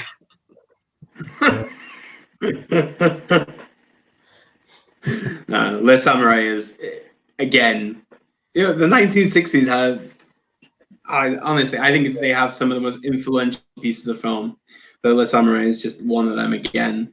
So many directors reference it, so many film lovers reference it. It is one of those that I think unifies, I think, cinema lovers in general. And yeah, probably it's his best film. I've still not seen Army of Darkness. But, yeah, Army of Shadows. Yeah, Army of Shadows. Army of Darkness is so good. Yeah, it's different movie. Army of Darkness is great, but Army of Shadows is probably the best film made on the French Resistance I think I've ever seen, and it's got a very underrated but great French actor called Lino Ventura, who I think is very I don't know why, he's very like De Niro-esque. I wouldn't be surprised if De Niro was inspired by the way that he acts, yeah, it's very low key. It's even like more Bresson. It's not as cool, and I mean, it's a film about French occupation by the Nazis, so it's not fun. It's just more fun. Definitely. Nice, good choice. Next up for me, I got Chimes at Midnight by Orson Welles, 1965. I love Chimes at Midnight. It's one of my favorite. Talking about Shakespeare adaptations, it's one of my ultimate top ones. I think Welles as Falstaff in general is one of the most memorable like cinema characters, and even then when you go behind the lens and just the way that Welles shoots in low angles to show the grandeur and how big of a character Falstaff is, and just the way that he utilizes lighting again, fantastic editing, and obviously the battle in the midpoint of this film is like, I think, one of the best like medieval recreations ever to have been like put on screen. And then obviously it's a million times better than The King that came out on Netflix with Timothée Chalamet last year. That movie was, you should watch it literally for Robert Pattinson doing his French accent as the Dauphin. It's utterly hilarious. But yeah, it's one of my favorite Orson Welles movies. And then obviously I could not make a 60s list without putting an Orson Welles film in the mix. But love Chimes at Midnight. Anybody else seen it? I saw it a long time. I don't really remember it, but I mean, Orson Welles is one of those directors where he's a big name, but his films again are so incredible. They're all incredibly just incredibly incredible to watch. Like, yeah, I can never. Yeah. And he's a fantastic actor as well, which well, exactly. Yeah. I think for you to be a fantastic actor and a director is no mean feat, but also I think that Wells at times was well ahead of his, peers. I think, the opening shot in Touch of Evil is one of the, it's still one of the best, single takes ever made. Yeah.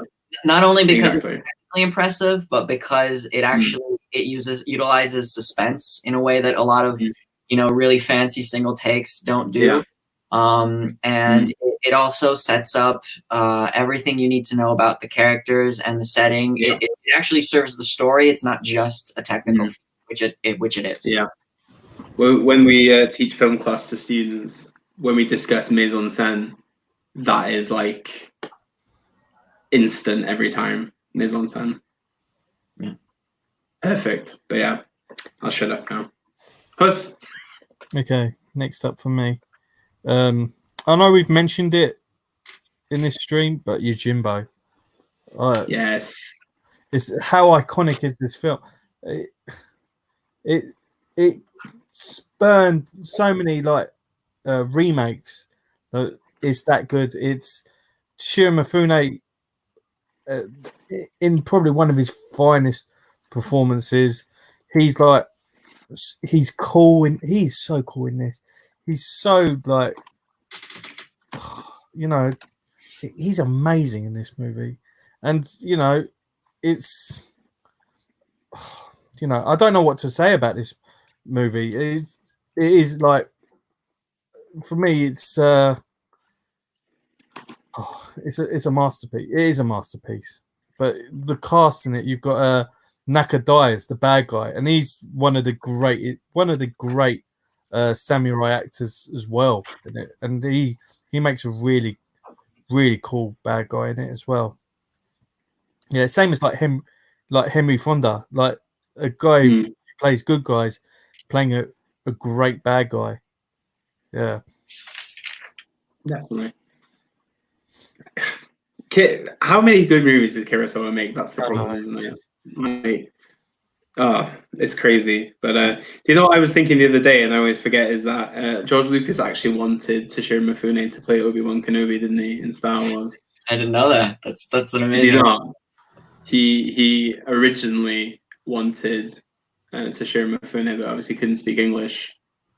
So, yeah, because the whole concept of Jedi attire is all based on samurais. Do you know what I mean? But obviously, Lucas, Coppola, they've all gone over to Japan, to Kurosawa in his later years and befriended him. But yeah, I always think about that because you put a picture up of Toshiro Mifune the other day, and it was like, I put in it OG Obi-Wan Kenobi. But yeah, it would have been very interesting. Very interesting. He pretty much played that character in Hidden Fortress, like the Obi-Wan Kenobi character. Yeah, I mean, Hidden Fortress is clearly the biggest influence. In terms of in terms of the Kurosawa films, that's the biggest influence on Lucas for sure. Yeah. Random fact of the day. Okay, Roman, what have you got next? Next, I've got The Servant by Joseph Losey, which I think Joseph Losey is a fantastic director. He was blacklisted in the US, and that's why he moved to Europe in the late 50s, early 60s. And Joseph Losey's The Servant's the film he made with Dirk Bogarde in the UK in the 60s. And it's just a fantastic, beautifully shot black and white film about that master servant, it's about this aging aristocrat who hires a servant, a butler, and they've got this social dynamic going on, and it sort of flips during the film, and it's this whole thing of who is the master, kind of like with Paul Thomas Anderson's film. I would say there are many parallels in that sense, but it's just a fantastic, kind of perverse with very homoerotic undertones, and beautifully shot by Douglas Slocum, who then went on to shoot the Indiana Jones films. It's a great film, It's a film that I caught because it was remastered a couple of years ago, and I got to see it in the theater again. And it's one of those movies. Like Joseph Losey is one of those really underrated directors. He also made a great film with Delon in the 70s called Monsieur Clan. And I think The Servant is probably his most well-known and his masterpiece, probably. Interesting. I know PTA's like referenced The Servant quite a bit over the years anyway, but I've still not actually. But since you've recommended it. Yeah, I'm just looking at it. It looks really cool. Good cast. Nice. No, that sounds. Yeah, I've always. Yeah, I always find it weird because when you get people always discussing these films and you're just like, oh yeah, I should visit at some point. It's like now is the time to visit these movies, I guess. But no, I'll definitely give that one a go. That's what's good about watching them in the theater is that, oh, they're playing this, I'm gonna go see it. I don't need to think about my watch list. Like, oh right, they're playing Le Cercle. I'm gonna go see Le Cercle Rouge, whatever. That's the only problem when you live in like rural. It's like very seldom you get a lot of classics coming out unless BFI like road showing them. But yeah, so is life. It's not like the London life, is it, Huss? Yeah, I know. Stalking Asian directors everywhere. See them all the way, everywhere. Everywhere I go, I see an Asian director. Right, what have I got? Okay, so next up, and again, I don't think I could have not had him in my list, but Jean-Luc Godard's Weekend, 1967. I know it's a bit of a controversial one for a lot of people. It's really divisive, but honestly, I think it's like anarchic, it's surreal, a lot of dark humor. It's very challenging of a watch, I think, and I think it's like the most aggressive film he made in like the early part of his career. Obviously, I could have mentioned like Limit Pre, Pierrot Le Fou, Breathless. There are so many films he made in the 1960s, but Weekend is like the one that I love the most of like his early works. Yeah, it's just one of those that I always think about, and I love it quite. I love fucked up movies, and this is one of those I refer to be one of those fucked up movies I really like. So yeah, do you like it, Roman? Or it's one of the ones that I haven't seen actually. I had 3 movies from that era that almost made my list, but ultimately I didn't put any Godard on my list. I have a love-hate relationship with Godard. I love some of his films. Who doesn't? Exactly, and that's why he's one of the really interesting director because like the variety of his films is pretty incredible. But no, that's what I haven't seen. I love Pierrot Le Fou. I love Breathless. I also really like 1+1, which almost made it, but no, Weekend is Weekend La Chinoise. That whole like end of 60s one that I kind of missed. When he was just an angry man. Yeah, becoming an even more angry man than he is now. Like Mao is the way. Like his Maoist period, I'm a huge fan. He just even now. Do you remember when Livre d'Image came out in Cannes and they did like the FaceTiming in the press conference with everybody? So there was just like a giant room of press. There was a guy just standing there with a phone, and like Jean-Luc Godard was just like talking to everybody through FaceTime. And he was just being really arsey with everybody and just not giving a shit what people had to say.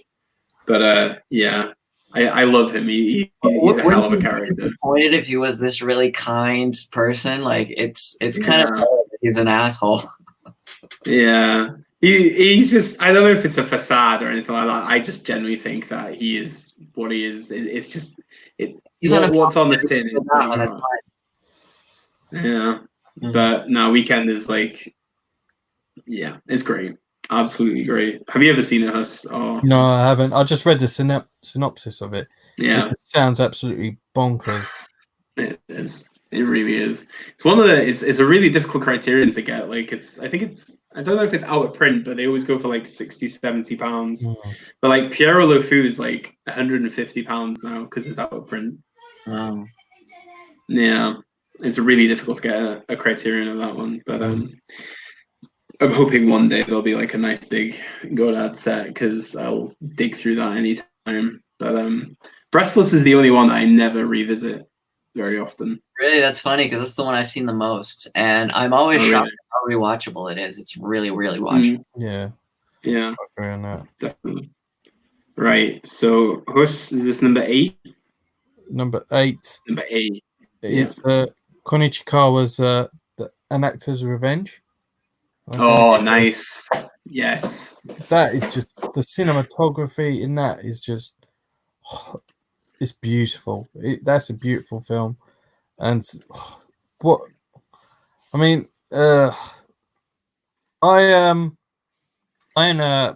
both versions of this, the Criterion and the BFI release of this, and it's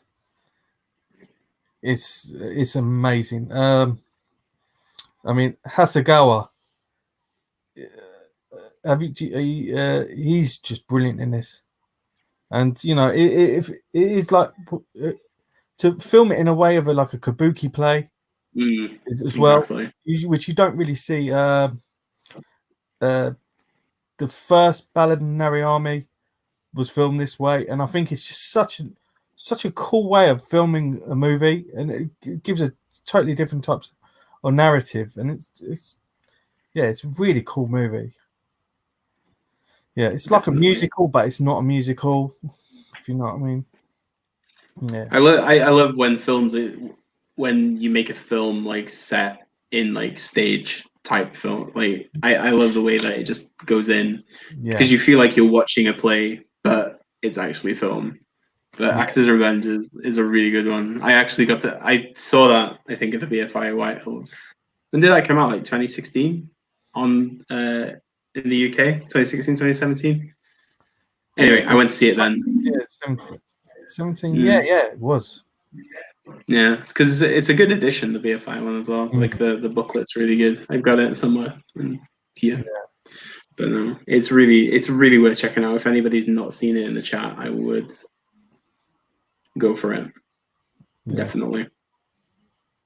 Really good movie. What's your number 8 then, Roman? Are we on number 9? Are we on number 9? I think so. Yeah, number 9. Yeah.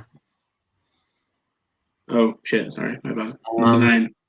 Yeah, just a quick question. Somebody asked me a question. Is a samurai similar to The Day of the Jackal in 1973? And I haven't seen that film, so I'm sorry, I can't answer that. Ending Mine is Once Upon a Time in the West, so I guess we've already said everything we have to say about that film. It's great. It's good. Okay. My next one then is Funeral Parade of Roses by Matsumoto, 1969. Honestly, Japanese New Wave, I think, is really well pinnacled in this, because purely for them to be showing the life of a transvestite in Tokyo during the 60s is something that I find to be very interesting to begin with. And then as the story unfolds, it's really tragic. There are very sweet moments in it. It really is fascinating. And obviously, like, the speed up shots have been copied by Kubrick for Clockwork Orange. You know, Kubrick like cites it quite a bit, but that's the way I went into Funeral Parade of Roses, is that when I was reading about Clockwork Orange, it went into Funeral Parade of Roses, and I went into it and I was just like, damn, this is a really fascinating piece of film. Like, I taught an LGBT youth group. They programmed their own film festival recently, and I showed them this film, and they were like, "Holy crap! We never knew like cinema from 1960s in Asia would show this kind of world." And I just find it to be a fascinating watch. Like, the BFI's got a new. I'm not endorsed by BFI. I just love the BFI, but they've got an edition of the first UK Blu-ray of Funeral Parade of Roses coming out 18th of May. So if nobody's checked it out, I would recommend. But I think it's one of my favorite Japanese films in general. It's really influential as well. Yeah, there's not been many films like it, especially showing like the gay scene in Japan. It's not the way it does, and at a time like that. Yeah, great movie. It's really impressive. Yeah, have you ever seen it, Roman? No, but it sounds amazing. Yeah, it's really worth a watch. I think Potmenkin actually has it. I think they have it. I think they own the rights to it in France. Okay. I think, because I've seen it in a few shops in Paris while I've been there last year. But yeah, it's really good. Right then, so last one for everybody. Okay, is it my turn? Yeah. Yeah. Human Condition, and that is my favorite movie. Yeah, but I consider all three of them as one movie. Obviously, you can't watch it in one sitting, but for me, that's my favorite movie of the '60s. It's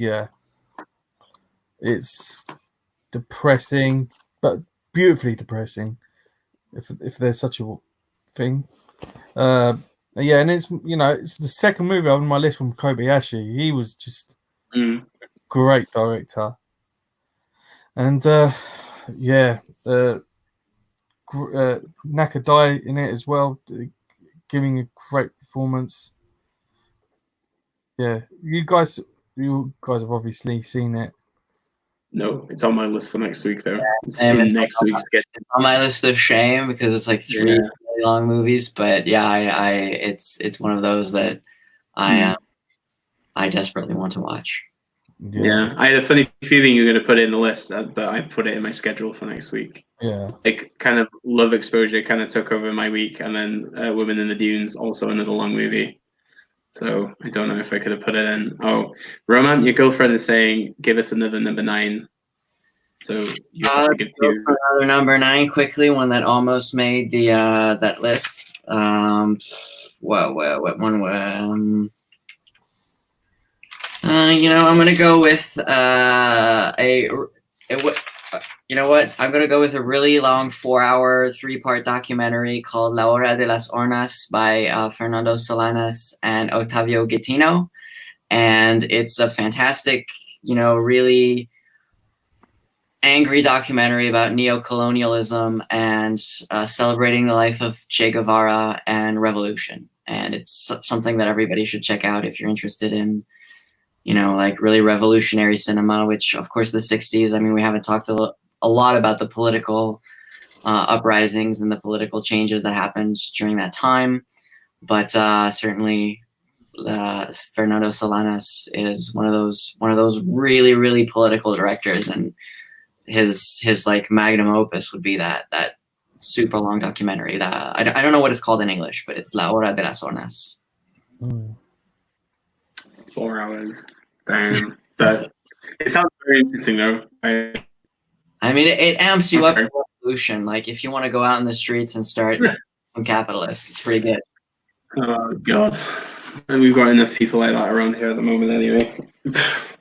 But for other reasons. So what's your number 10? My number 10 is something that I just watched yesterday because it's been on my watch list for ages. And I'm really happy to have seen it because I really found it absolutely beautiful and profoundly touching, and it's Agnès Varda's Cleo from 5 to 7. So this is actually my only like true French New Wave film that I put on there, and there are plenty more that I could put because it's a really interesting period. But I think Agnès Varda has such an amazing filmography, and this is like the first film that I would say really put her on the map. And we were talking about Jean-Luc Godard. He actually played a role in the film. There's this great sequence where there's a fake, there's a silent film where he plays like kind of a French Buster Keaton with Anna Karina, and it's this very simple story of the 2 hours in the life of a like singer, a pop star, a pretty famous person that is awaiting the results of a test. She's afraid she's going to die, and it's just those 2 hours. Again, it's a great Parisian movie. You have those characters drive around Paris. I just found it profoundly beautiful. There's a beautiful scene where she's singing, and she's kind of, the set just kind of disappears and starts singing to the camera. It's pretty fantastic. Cleo from 5 to 7. Nice. It was actually on my honorable mentions list, But no, I don't think I could have put it any better than what you just said. To be honest, it's a good movie. It's a very good French film. I can't wait. I can't believe I've waited so long to see it. I think I watched it. I don't know, a couple of years ago. I think it was after one of her last like documentaries. Was it Faces Places? Yeah, Faces Places, and then I started watching it. It's pretty decent. It's always on like some kind of streaming though. But no, it's a good choice. Right. Okay. So my last one. So most people would know on this stream now, but I've been watching a lot of Oshima movies, and I've been talking about Boy too much. So I didn't put Boy in the list. So I went with Death by Hanging by Oshima, 1968, which I absolutely love. It's so surreal. It's very reflective. It's actually very eerie at times as well, I think, and it's very brutal. I really dug it. Obviously, Oshima's been one of the big finds of my little like lockdown watch lists. But I think Death by Hanging is, well, his second best film in the 1960s after Boy.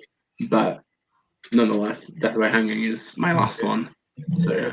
It was on my list, and it's on my honorable mentions as well.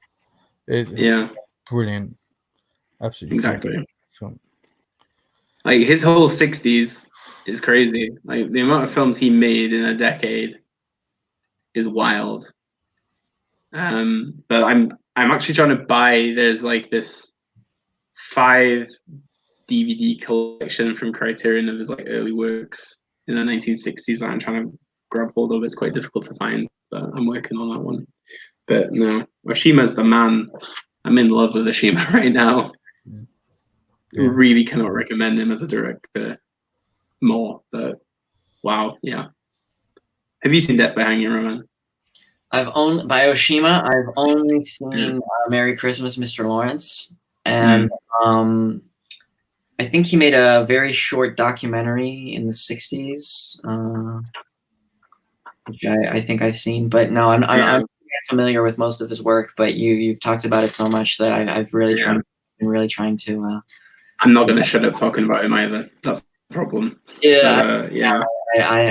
He seems like one of those. Yeah. Yeah, he's very politically driven as well. He's really well educated. You know, he was not part of the film scene in Japan at all. He just got a camera one day and then just made whatever he wanted, really. And I think that's the type of director I like, really. It's just, you're not in it for, you're not the Xavier Dolan just making movies because you got money. Yeah. Real directors. No offense to Dimitri, because I know he likes Dolan movies, but still. No offense. What was everybody's honorable mentions then, since we haven't had a discussion about that? I've got a ton. How much time you got? I'll put a few in mine. You have seen this stream, right? I have what? You have seen this stream, so you have a lot of time, my friend. I've got Qui-Gon. Come Drink With Me. A couple King who's in there. Good, the Bad, and the Ugly. Yeah, and loads that I could have put on, but Death by Hanging was one of them as well. For you, Roman? I want to start by giving a shout out to my girlfriend once again by talking about her favorite film, which is also a film that I really like, and that's Richard Lester's Help. So I really love those two Beatles movies that they made with Richard Lester, and I'm a big fan of Richard Lester. Actually, I think him and Peter Sellers really developed that kind of like absurd British comedy that would then be popularized with Monty Python. But I'm a big fan. I'm a big Superman 3 apologist. So wow, you don't see many of them. Yeah, you don't see many of them. What else have I got? I've got in terms of documentary, I want to talk about Frederick Wiseman. I mean, Titicut Follies is a really, really important documentary from that era, but it's like not like my favorite Wiseman. Night of the Living Dead. I mean, it's probably the first great, like, I mean, it's a great example of what you do with an indie film, which is I've got a couple of friends and one location, let's shoot a movie. And I prefer like dawn and day. I think they're more enjoyable, but you know, the Night of the Living Dead, it started it all. Midnight Cowboy, John Schlesinger, and that work. End of Hollywood, beginning of the new Hollywood era with like The Graduate and what's Arthur Penn's film, Bonnie and Clyde. I think that's a really interesting period in American cinema. Blood and Black Lace, Mario Bava, which is I think the first Giallo, but it's so really so watchable. Peeping Tom, Michael Powell, which is great and perverted and really dark. I also want to talk about. I didn't want to put it on because it's a short film, but it's again, if you want to talk about influential, it's Chris Marker's La Jetée. It is one of the most important films of that era. You know, it just is. I mean, I don't have and all of Chris Marker is like a really interesting person. I don't think I've ever seen his face, and he's never talked about his process. He gives very little interviews. He just pop up and make a film. And I've heard about a lot of people talk about that era when they didn't really know what was going on, and then all of a sudden there was a film out or a short out, and you know, you would go to like a cine club, and you know, there was this new film by Chris Marker, and he was this really elusive guy who would make these short documentaries. So yeah, that's about what. And I want to shout out James Bond. I'm a huge James Bond fan. So especially of that era, I would say my favorite is From Russia with Love, and I really love On Your Majesty's Secret Service. Wow, nice. Goldfinger's my favorite. See, that's like one of my least favorite, but it's like it's really for what James Bond is. Yeah. I really like On Her Majesty's Secret Service. I think that one's just wild, and it has like a bunch of crash zooms, and it's really by that, you know, sort of swinging London sort of era. So I really like that. You know, it's kind of weird. Who's your favorite Bond?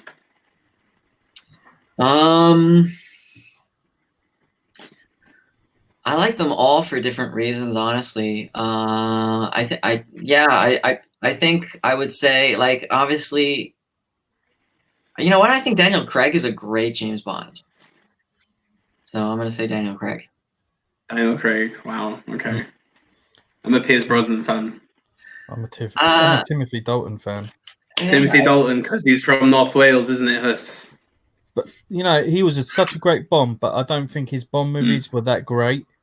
I like the first one, but License to Kill is too post Die Hard.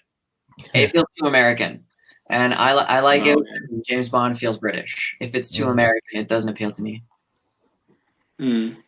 Definitely. Okay. So on my list, I'm going to try and ignore the stuff that you guys have mentioned, but I had Birds, Persona, Repulsion, Playtime by Jacques Tati, Battle Algiers, Goldfinger, Onibaba, Black Sunday, Cremator, Jigoku, and Jules and Jim. Those are like that's easily another like top 10. But I am denied about Playtime because I really like Jacques Tati films. And Battle of Algiers was the film I watched recently, which I really fell in love with. But that's Birds almost made it for some reason. I don't know why, but I love Birds. I can easily just put it on and watch it. But I don't understand why people don't like Birds as much. But Birds is one of those films that gets on that film school list of films that I saw a billion times in film school, but I actually haven't taken the time to appreciate. But yeah, it's one of those films, like if you study sound design, you study Birds, because it's essentially Bernard Herrmann's score. Kind of works like sound design, and it's like one of those early examples of sound design in cinema. Definitely. Very, very true. Right, shall we... What we got? Gung Fu says, Roman needs to watch Daisuke's Her Majesty's Service stream. Daniel Craig is also my fave James Bond. Interesting. Like, Did he start his streams? I'm gonna watch all of them. Like if he's going through all the James Bonds, I love I unapologetically love James Bond.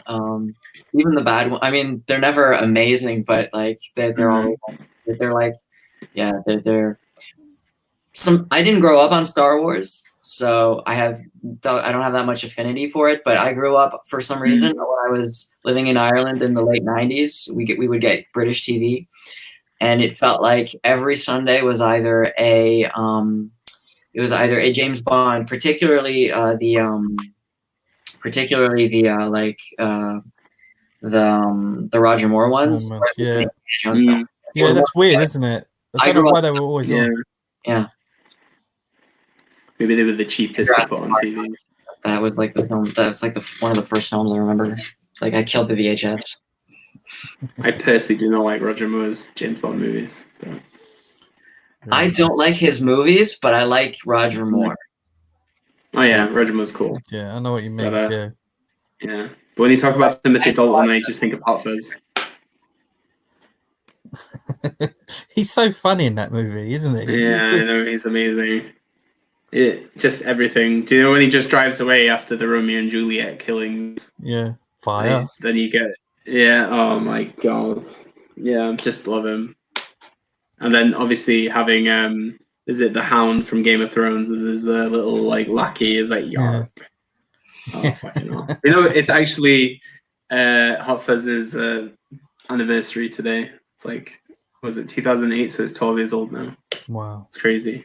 Yeah. Anyway, what else we got? So the Her Majesty is May 16th. Sorry? You're gonna May 16th is the Her Majesty's Secret Service live stream. Yeah. Kuckerberg don't like Polanski films for obvious reasons.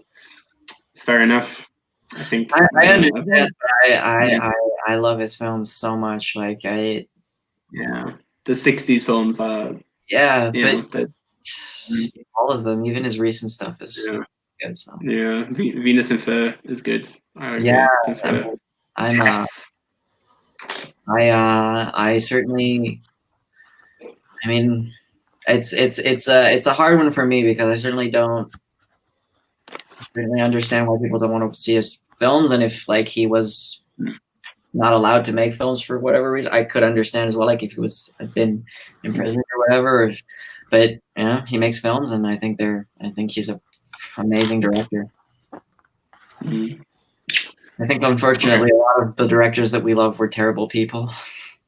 Yeah, I think one of the best ones you can always reference is Jimmy Stewart. Like Jimmy Stewart was a massive homophobe and an absolute racist of a guy. But he's considered to be one of piece of shit.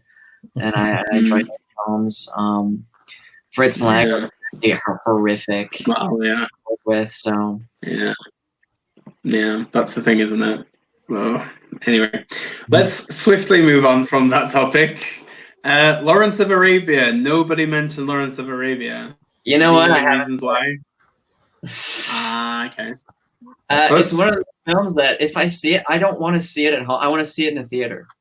Like I feel like if I see Lawrence of Arabia, I wanted a 4K restoration or a 70mm print. But I feel like if I see it at home, it's going to be wasted on me because it was one of those films that was really made to be seen on a big screen. Yeah, very cinematic. At this point, I've gone this far. I'm just going to wait for it to come out in November or something. Lawrence of Arabia always magically reappears in cinemas when it comes to anniversary dates on that one. But I've seen it in the cinema and it's electrifying. But I don't know. It's just it's one of those. But I think with Lawrence of Arabia, for me, it's just like I don't know. Once you've seen it, it's kind of it for me. I don't think I've ever revisited Lawrence of Arabia very much. Like my granddad used to watch it quite a bit, but I don't know why. For you, Huss? I've only seen it once. I think it's enough to put it on my list. I should watch it a few more times. But it's like, like you say, you really need to be in the mood to watch it again. And it's like... Yeah, it's like that in Chariots of Fire. Chariots of Fire, I have the same feeling with. It's like you watch it once and that's it. But I don't know. Yeah. Well, since the chat is open anyway, what were your 60s choices? Because I'm very intrigued to see what like everybody else actually had to put out there. But yeah, I'm actually kind of sad I didn't put Goldfinger on my list now. I'm actually quite sad. But so speaking of Daniel Craig, right? Even Quantum of Solace and Spectre, you like him? I actually am a Quantum of Solace apologist. I think it's a pretty given the issues it had in production. Yeah.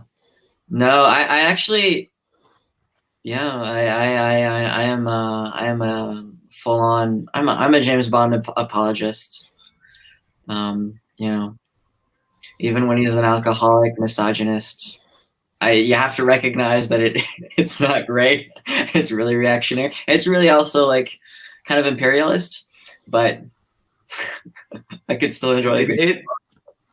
I think Bond is like an institution like Doctor Who is in Britain. To be honest, it's like these are like the two characters that will always stick there. So, oh yeah, nobody mentioned Tarkovsky. No Andrei Rublev, no Ivan's Childhood. It's a good point. I haven't seen Tarkovsky's 60s films, so I haven't seen Rublev or Ivan's Childhood. So yeah, I mean it's an obvious oversight. I didn't mention one that could have made it was Kalatozov's Soy Cuba, but I didn't put it. I prefer his. I prefer The Cranes Are Flying, which is from the 50s. But yeah. Russian cinema. Yeah, they've got some pretty good directors. Controversial, I know. Big time. What else we got? Kuckerberg says same for Woody Allen, Deplorable. In all honesty, I'm not a big fan of like Woody Allen movies. I've never really connected with him as a director. But I love Misdemeanor. That's my favorite one. I like Midnight in Paris quite a bit. But, I was going to say Midnight in Paris. I don't want it all. You know, I don't know why. I don't know, I like that, but didn't he win he won an Academy Award for that, right? Best original screenplay. It was very popular. Yeah, it was very popular. I think it's like I think after Annie Hall, this is like most like bankable movie, isn't it?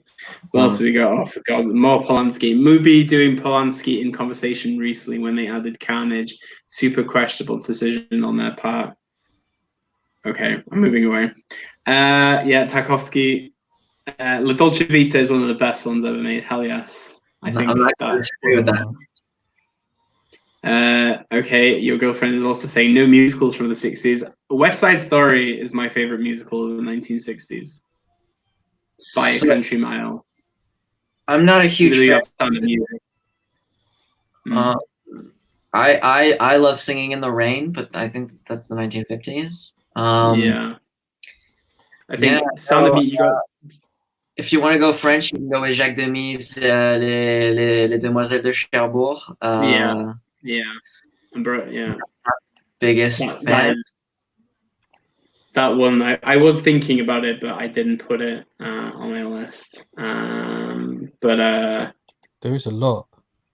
It's like Sound of Music, Mary Poppins. Mary Poppins. My Fair Lady.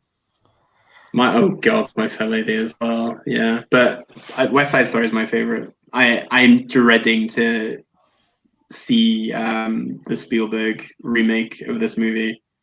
What? Why does he need to? Spielberg is bringing it out this Christmas.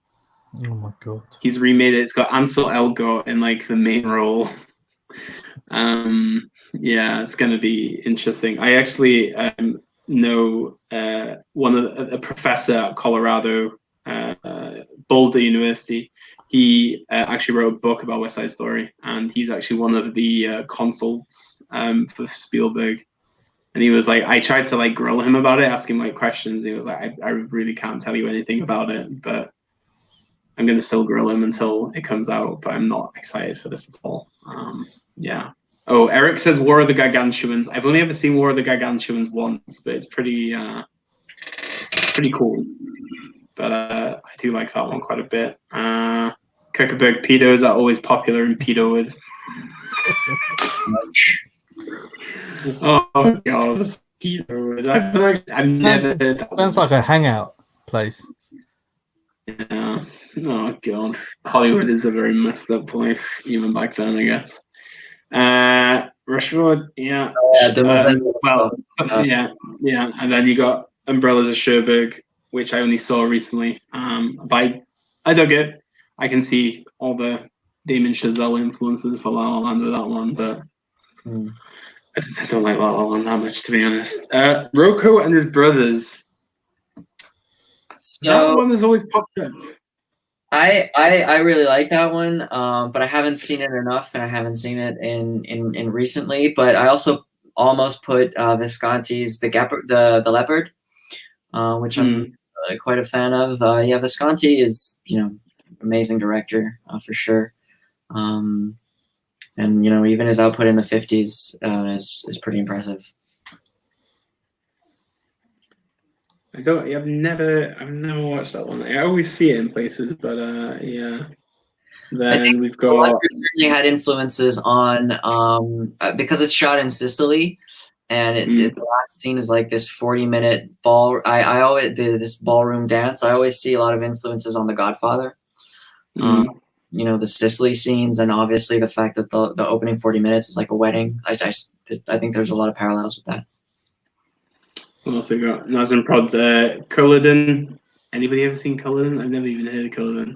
I've heard of The War Game, but I've never seen it. But I know I haven't seen it either. Is that the Is it Peter Watkins? Is it? Yeah, the Peter Watkins. Because I've seen not Paranoid Park, Punishment Park, but that's all I've seen. Yeah.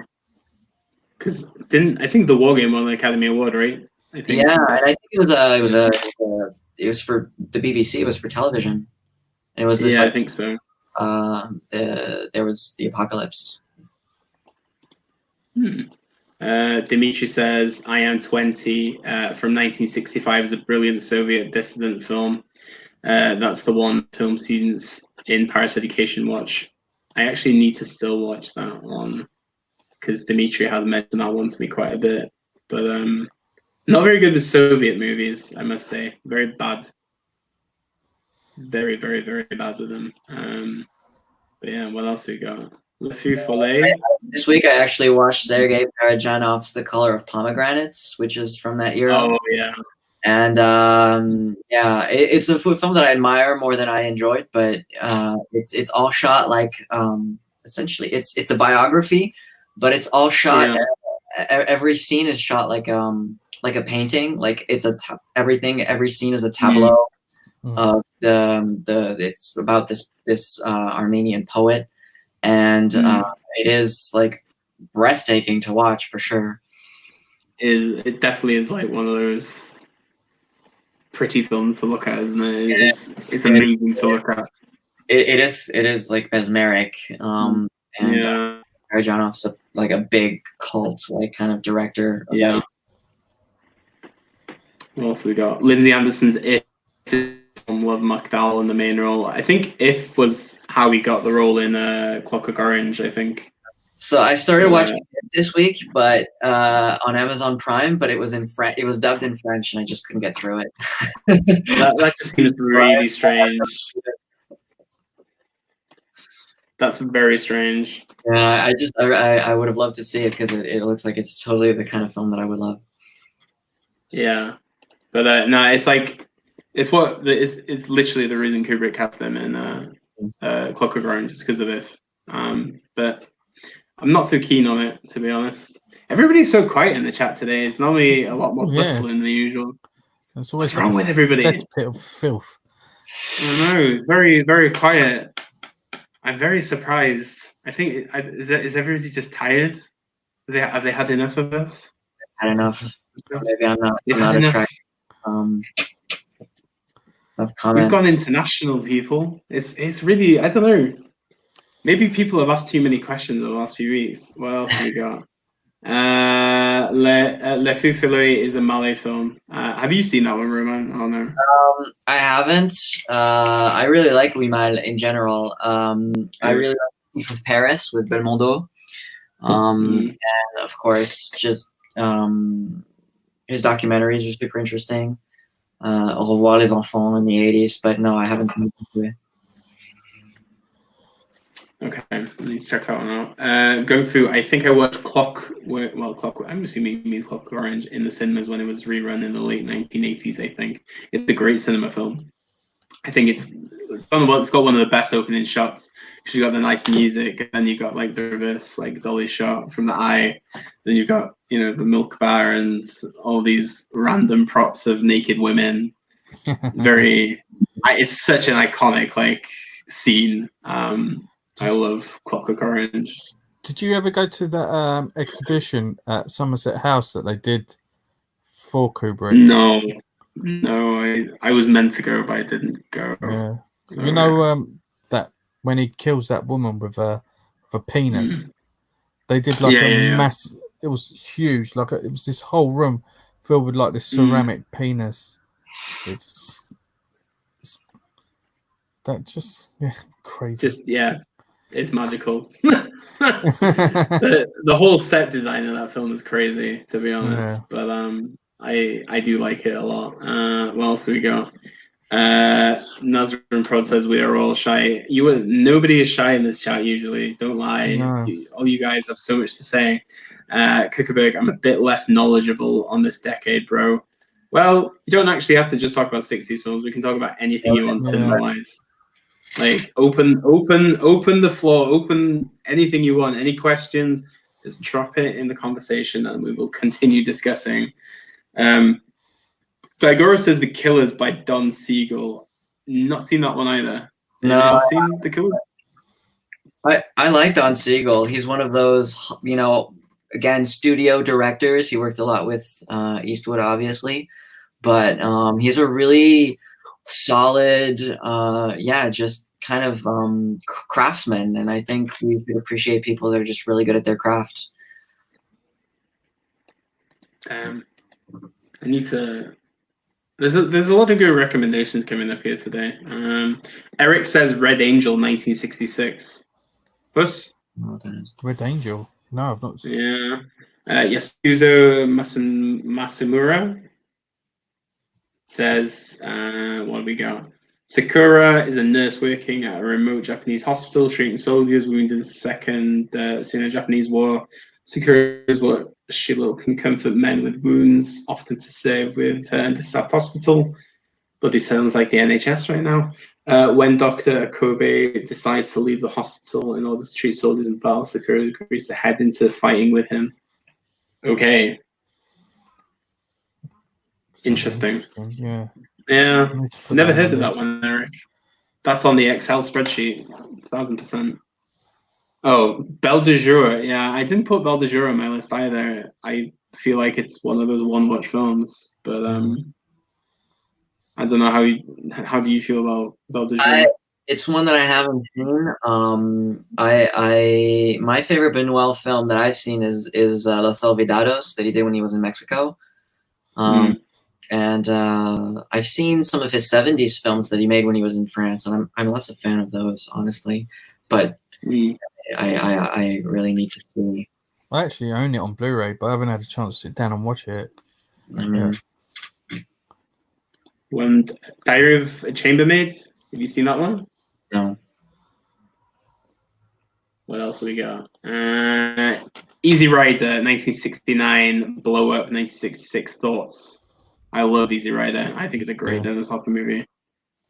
I think Dennis Hopper is a really great director. Like I watched that out of the blue recently. I was just floored by it. But Easy Rider is just one of those. I think I've seen it like really young, and then I was just like, holy shit, this is like a proper like rebellious type of movie. I loved it. But anybody else on Easy Rider?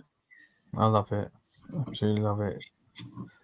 I'm not huge on Easy Rider, actually. I think it's an important film more than it's a film that I like Out of the Blue far more. I think I actually love that film. I think it's beautiful. And Blow Up, it's a film that I find a lot of qualities, and I like it quite a bit. Again, it has that swinging London vibe, which is really interesting. It has that incredible scene with the Yardbirds, some great music, but it's not my favorite Antonioni film. I think my favorite would be The Passenger with Jack Nicholson. And I actually prefer Blowout, the De Palma version. Oh, so, I love Blowout. Yeah, but Blow Up is a great film, especially for somebody who loves photography. I mean, yeah. What else we got? Yeah, amazing actor Dennis Hopper is. Oh my god, Dennis Hopper. And, well, obviously for me, Morgan, that film he did when he was in Australia, it's amazing. He's like probably drunk during the entirety of that movie, but he's incredible. I think Dennis Hopper was truly Dennis Hopper in Apocalypse Now. Yeah. Oh my god. Yeah. It felt like he was just there, like he was just living in the character. Showed up on stage, like, "Hey man, what's up, dude? Can I be in your room?" He's great. I love him. Oh god, yeah. Just Dennis Hopper in Waterworld as well. God, yeah. What a guy! He's just. Oh, I don't know. I just find him so underrated with some people. I just don't get it, but I love. If you watch if you watch him in Out of the Blue, it's like one of his best performances. He just plays a drunk. Yes. Oh man, so. I bought it on DVD, like a used DVD, just a long time ago, and it blew me away. And obviously, Blue Velvet, like. Yeah. What can you say about Dennis Hopper? But when I think of Dennis Hopper, I just think of him in Waterworld. Just the bald head, the eye. He can even work. He's even good in like the Super Mario Brothers movie. You know, he's the only one who understands. Oh my god! I forgot about that. Yeah. Shit. Yeah. Holy crap! I forgot about that. Oh my god. I actually need to rewatch that now. We've got Eric saying Night of the Living Dead. Yeah, Night of the Living Dead. It's and then what else did he say? He said The Hustler. Which one's The Hustler? What are your guys' favorite Dead film? What's your favorite film in that series? Of what, sorry? Of the Night of the Living Dead series, like of the Romero zombie movies. Oh god. This is a hard question.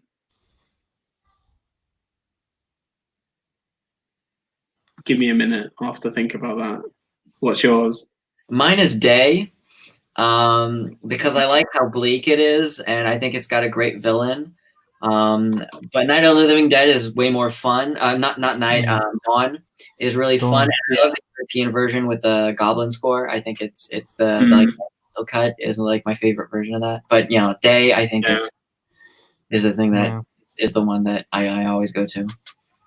Yeah, it's not the Diary of the Dead or the ones he did after that though. What? Diary of the Dead. Diary of the Dead is like I think that was one of the first ones I watched. But I think in Diary of the Dead, doesn't sound like Edgar Wright zombies in that movie? I think Land of the Dead with Dennis Hopper. Oh, Land of the Dead they're in, Land of the Dead is still watchable. Yeah. Do you know what? Dawn is mine, but do you know what also I really like is I love Zack Snyder's version of Dawn of the Dead. I like it too. I think it's a really interesting take on that story, and it's probably the only I appreciate Watchmen for different reasons, but really I think it's Zack Snyder's best film by far. Do you know when Zack Snyder remade it was fine? I think when he had his own creative freedoms, that was the problem with Zack Snyder. But otherwise, Dawn of the Dead, I love that film. Oh, both versions. Faces from Cassavetes, incredible, endlessly relevant. Very true. Faces is like one of the films that every film student should watch on day one of being in film school, I think. Yeah. Because it's just literally Cassavetes with a camera in the middle of New York, and he made a story. Yeah, I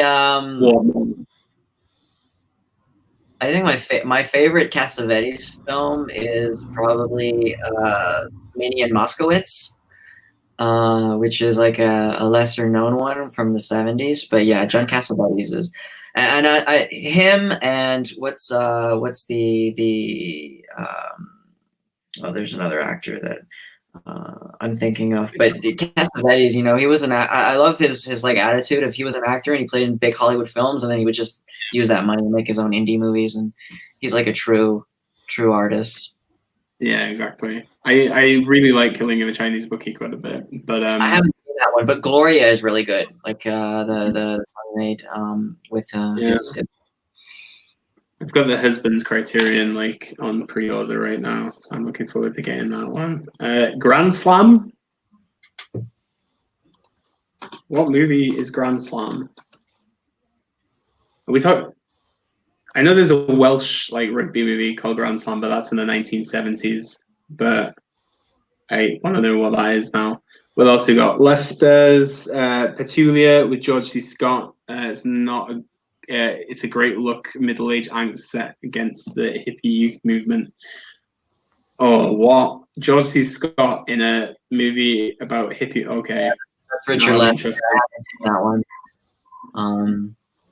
I'm sure it's yeah, Richard Lester, underrated. Holy shit, I definitely want to check that out. George C. Scott, like in Hardcore. Have you ever seen Hardcore with from Paul Schrader? I have not. Like, that's my daughter.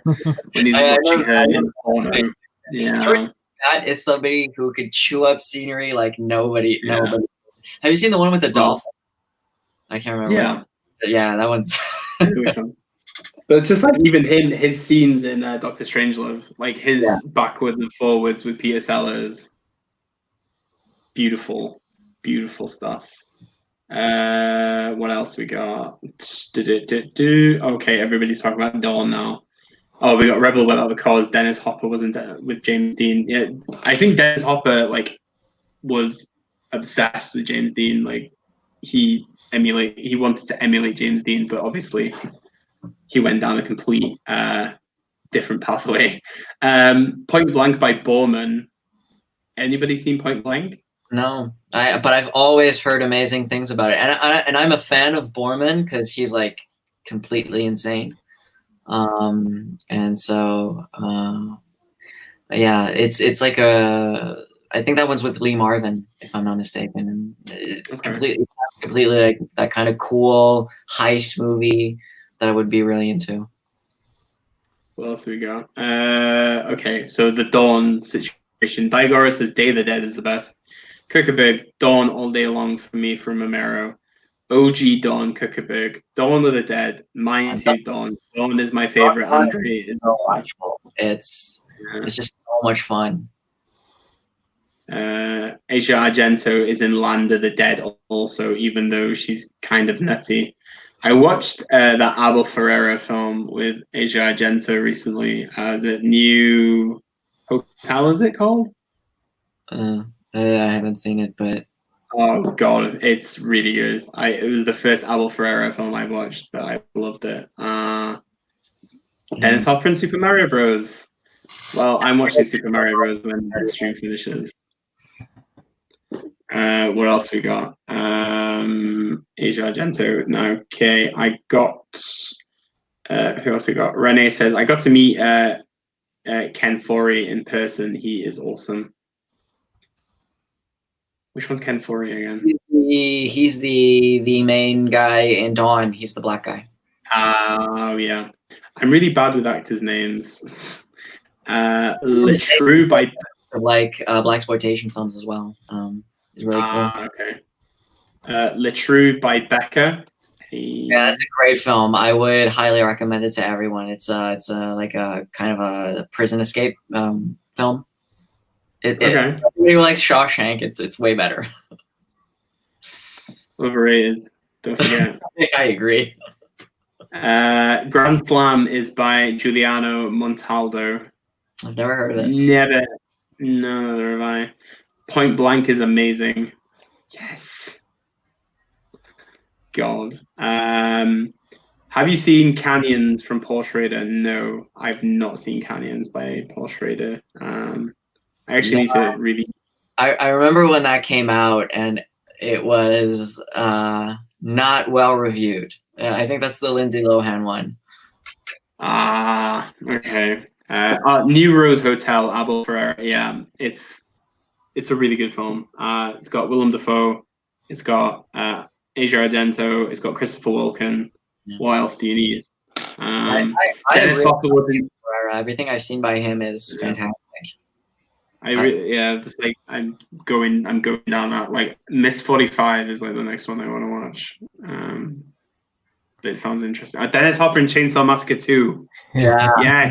That's a great movie. This is God. We should have just done a Dennis Hopper stream. I think it's kind of like woken everybody up. Jesus Christ.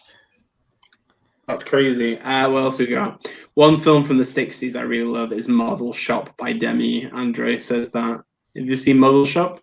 No, I haven't. Like I said, I'm not the world's biggest Jacques Demy fan. But no, that's one I haven't seen. He was my father's husband, for those who don't know. So they lived together, and they were like this. I love that. I kind of love the fact they were like this really creative power couple. It's kind of cool. Thoughts on The Graduate? I almost put it on my list. I love The Graduate. I think it's really interesting because it's because it's very influenced by the French New Wave, but the French New Wave was already like inspired by American genre film, so it's this weird like circle. But yeah, it's got a great soundtrack, great performances, and it really is one of those first new Hollywood films. It was one of those films that was different to what was being done before, and it sort of goes into the Hollywood and the type of filmmaking that's going to be done in America in the 70s, and it's a classic, and there's a reason why. I really love The Graduate. It's the ending every time. Yeah. Just when the music hits. Love it. The Simpsons do the exact same ending when Grandpa falls in love with Marge's mother.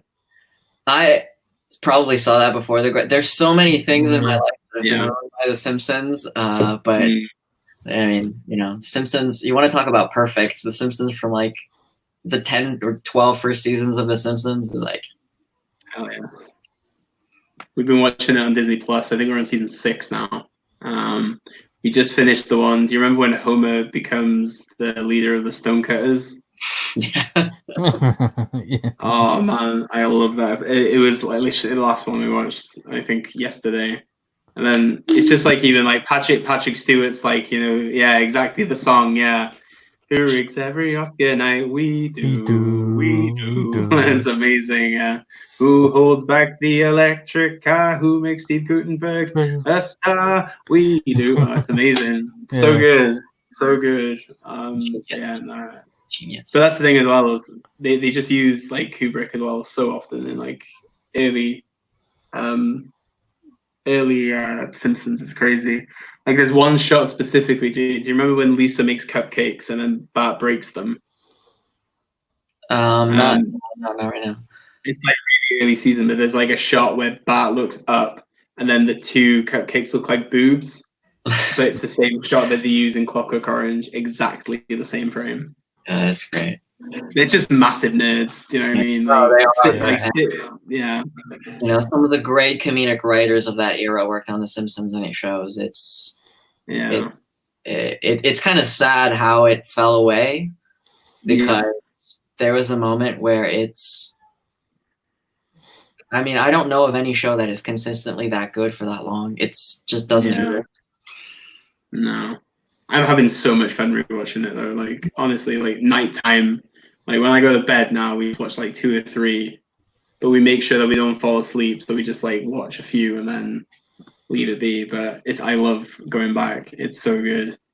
Like, what was your like favorite Simpsons episodes, or like what is like number 1? Since we're on Simpsons. That's an amazing question. I like the one where Homer goes. Exactly. If you want to mention Kubrick,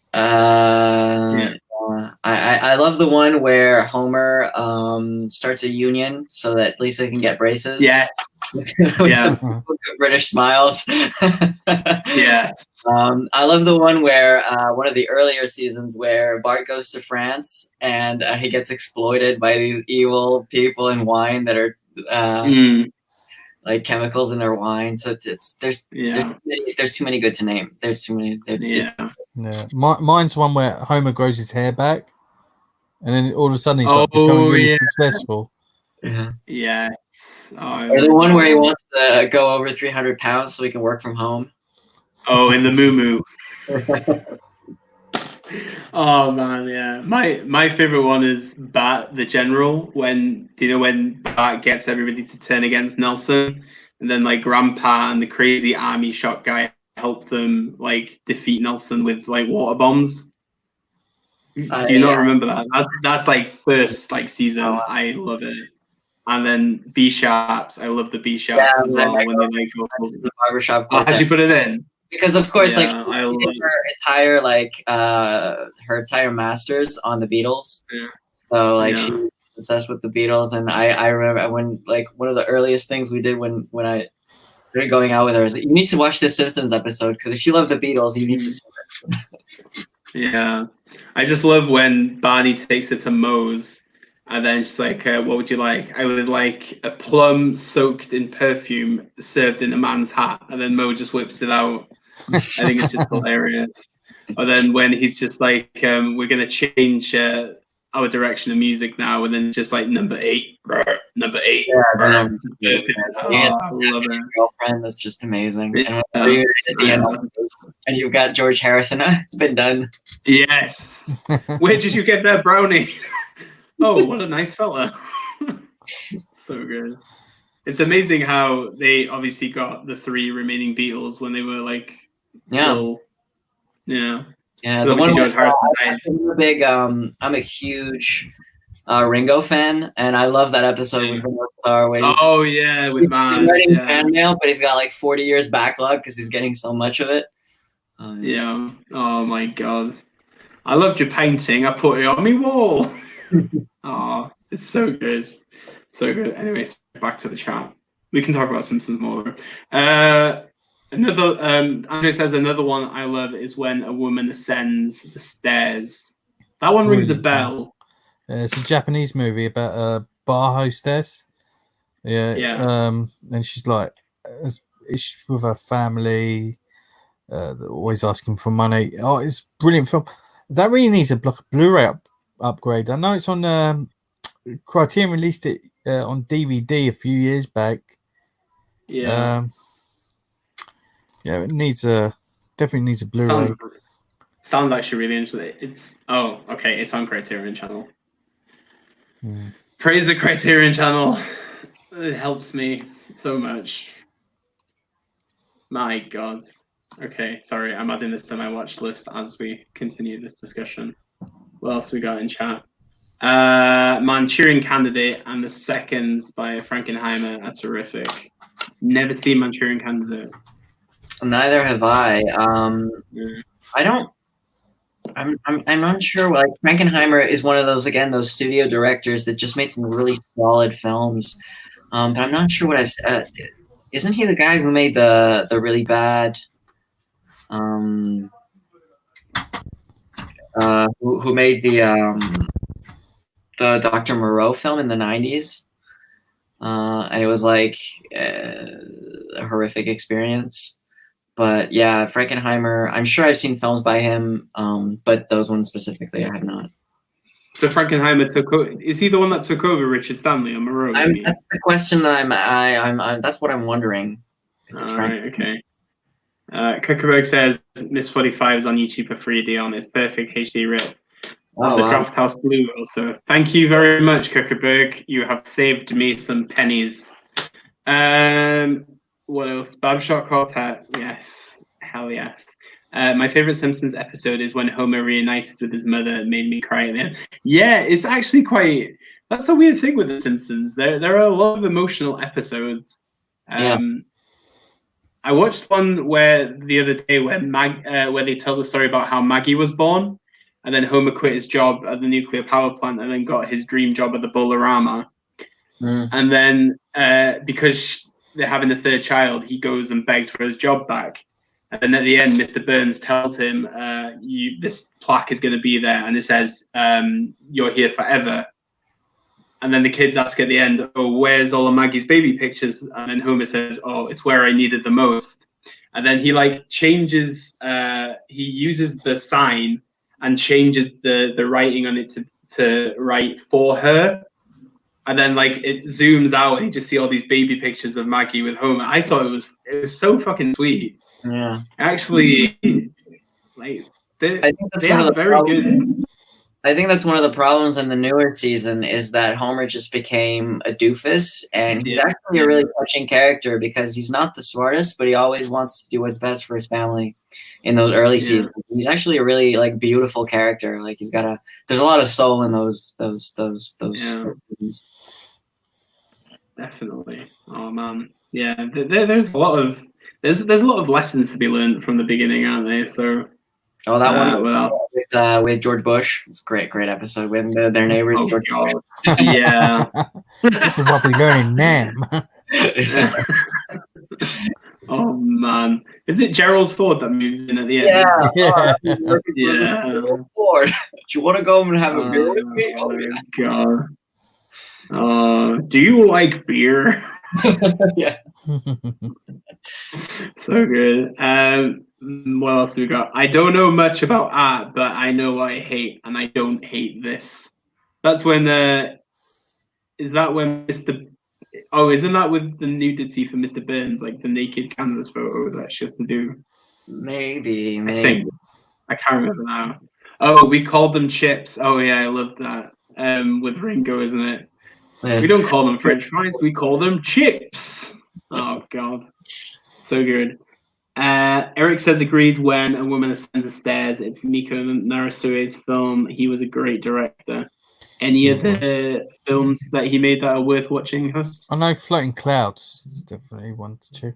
He was one of these directors that Kurosawa and Ozu said was they used to rave about him being a genius. So when these god level directors, he was he was amazing. I really am intrigued by that one now. I feel like I'm gonna dig it. Frankenheimer, he did take over on Dr. Moreau. That documentary is really funny though. I just love how Richard Stanley just dressed up like one of the creatures and just stalked everybody on set. That story is great.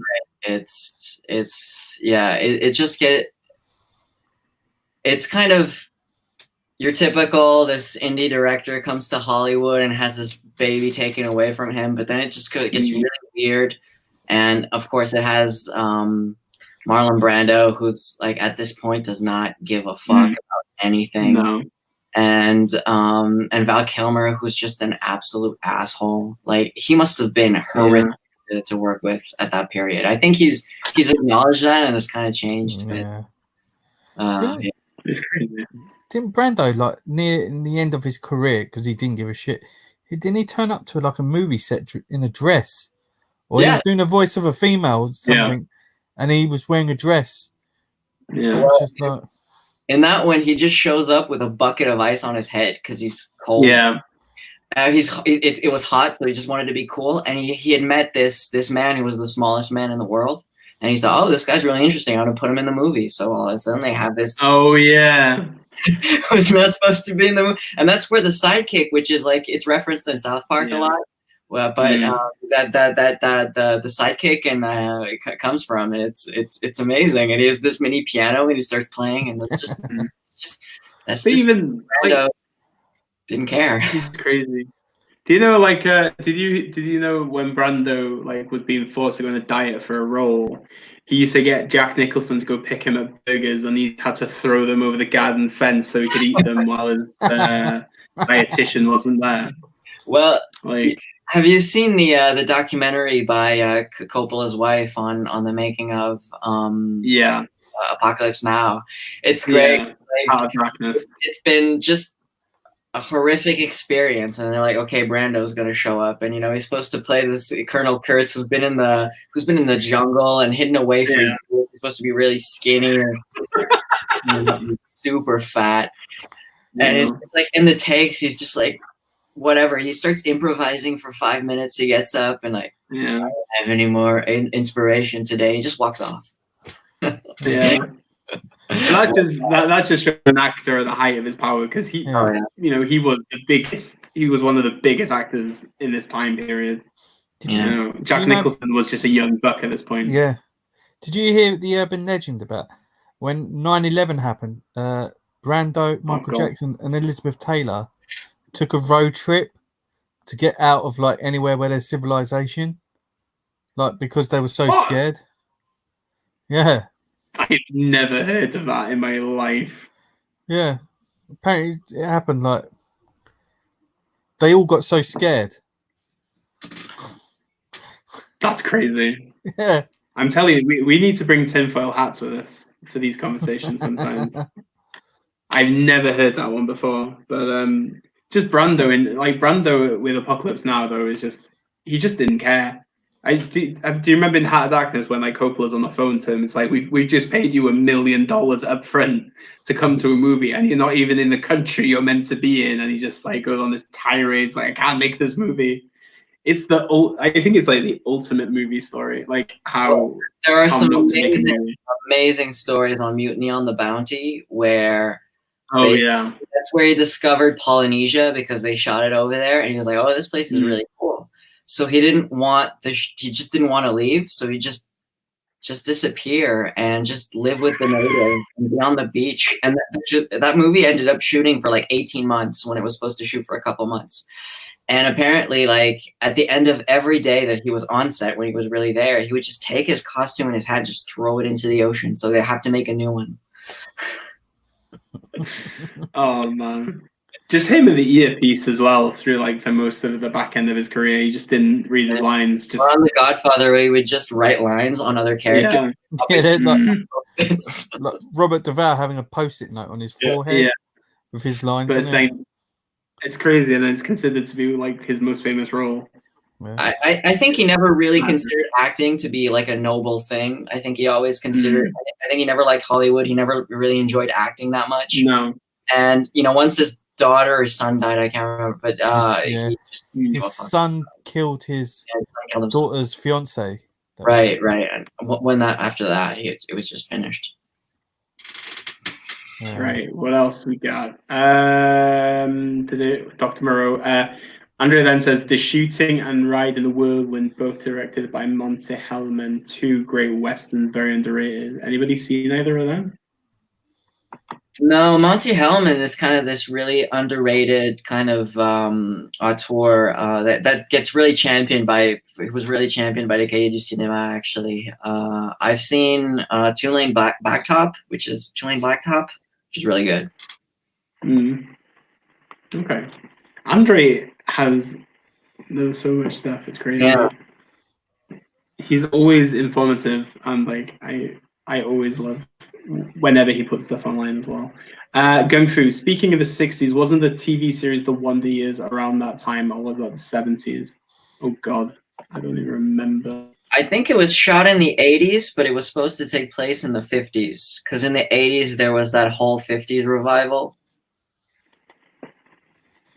If I'm not mistaken, because it has I think it's Fred Savage.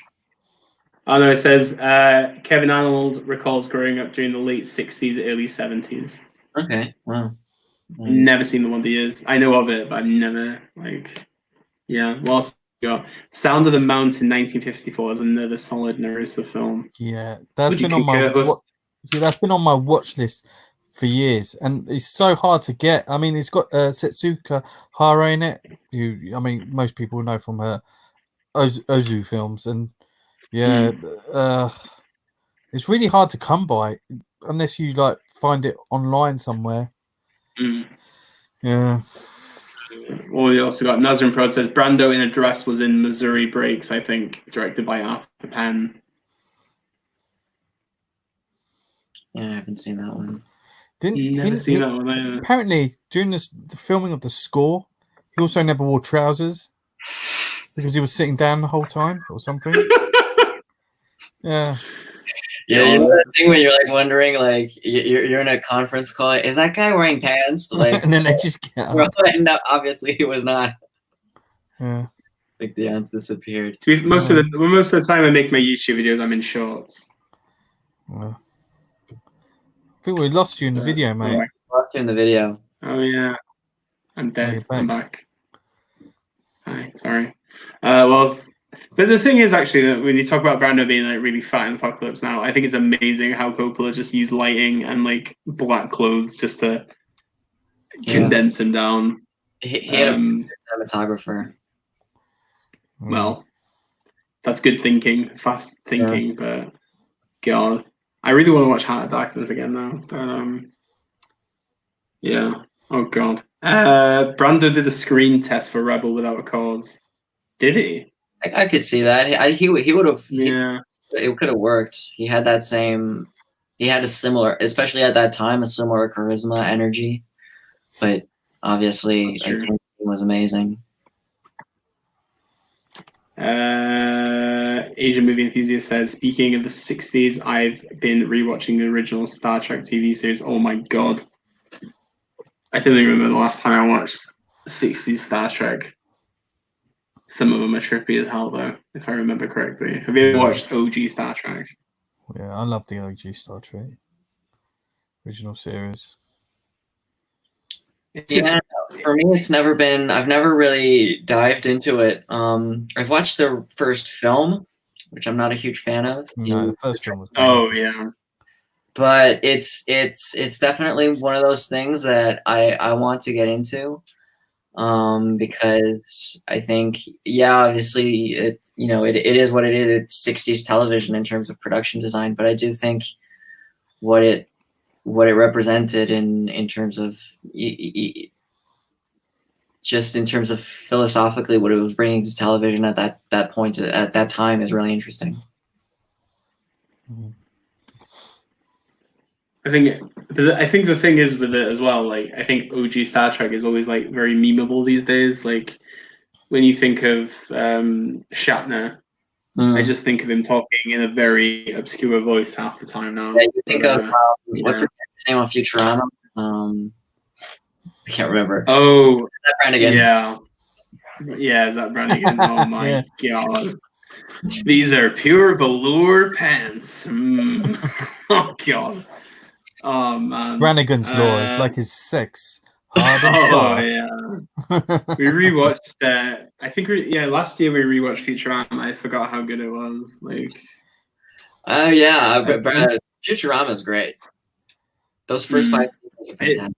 Yeah, definitely. I don't really like these like long feature movie things that they did, but the original show is great. It's it's such a good concept. Yeah, Futurama still going on? No, I think it's finished a few years ago. They did like 2 additional seasons after it was canceled. Yeah, that's interesting. Yeah, Eric says thoughts on Batman 1966, the movie, the shot or the show. Yeah. I'm assuming it's the show, right? I love the show. Like there was pinnacle. The movie. There was a movie from the show, which had all the bad guys in. It was. It was different. I wasn't so. Karen. I really like 60s Batman. It's cheesy, but it's really self-aware, and which is also why I have a soft spot for Joel Schumacher's Batmans, because it's really harkening back to that. Which Schumacher's Batmans. Like when I was a kid, I loved them. Yeah. And then like obviously as time has gone by, everybody just hates them. It's just like Star Wars prequels. You just don't talk about it. But honest to God, I'm the same. But 1960s Batman, I used to love it. Like on Saturdays, it used to be on TV. They used to like repeat them in the 90s. Like we used to like go to the fish and chip shop, get a bag of chips, and just like watch it like for the hour that it was on.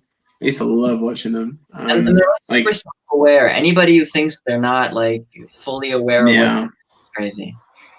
Yeah, exactly. Like Adam West. I just even think like Adam West, even to like the day he died, was just himself as well, wasn't he? He's just. I mean, he is embraced. like Bill Shatner. It's the same kind of thing. Yeah, exactly. What else we go? Bruce Lee had a small, memorable role in Marlowe, 1969, with James Garner. Have you seen that, Huss? Yeah, he was. I remember when he was a Green Hornet, but I don't remember him in Batman. He played Kato, but I don't remember him in. Yeah. Oh shit! Yeah. What's your opinion on Michelle Rodriguez's version of Green Hornet?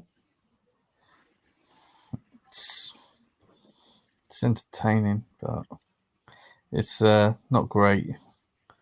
The best thing about it is what's his name? There's the bad guy, Bludnovsky. Yeah, Christoph Waltz. It's the best thing about it, but it's not. I've kind of repressed it. Huh?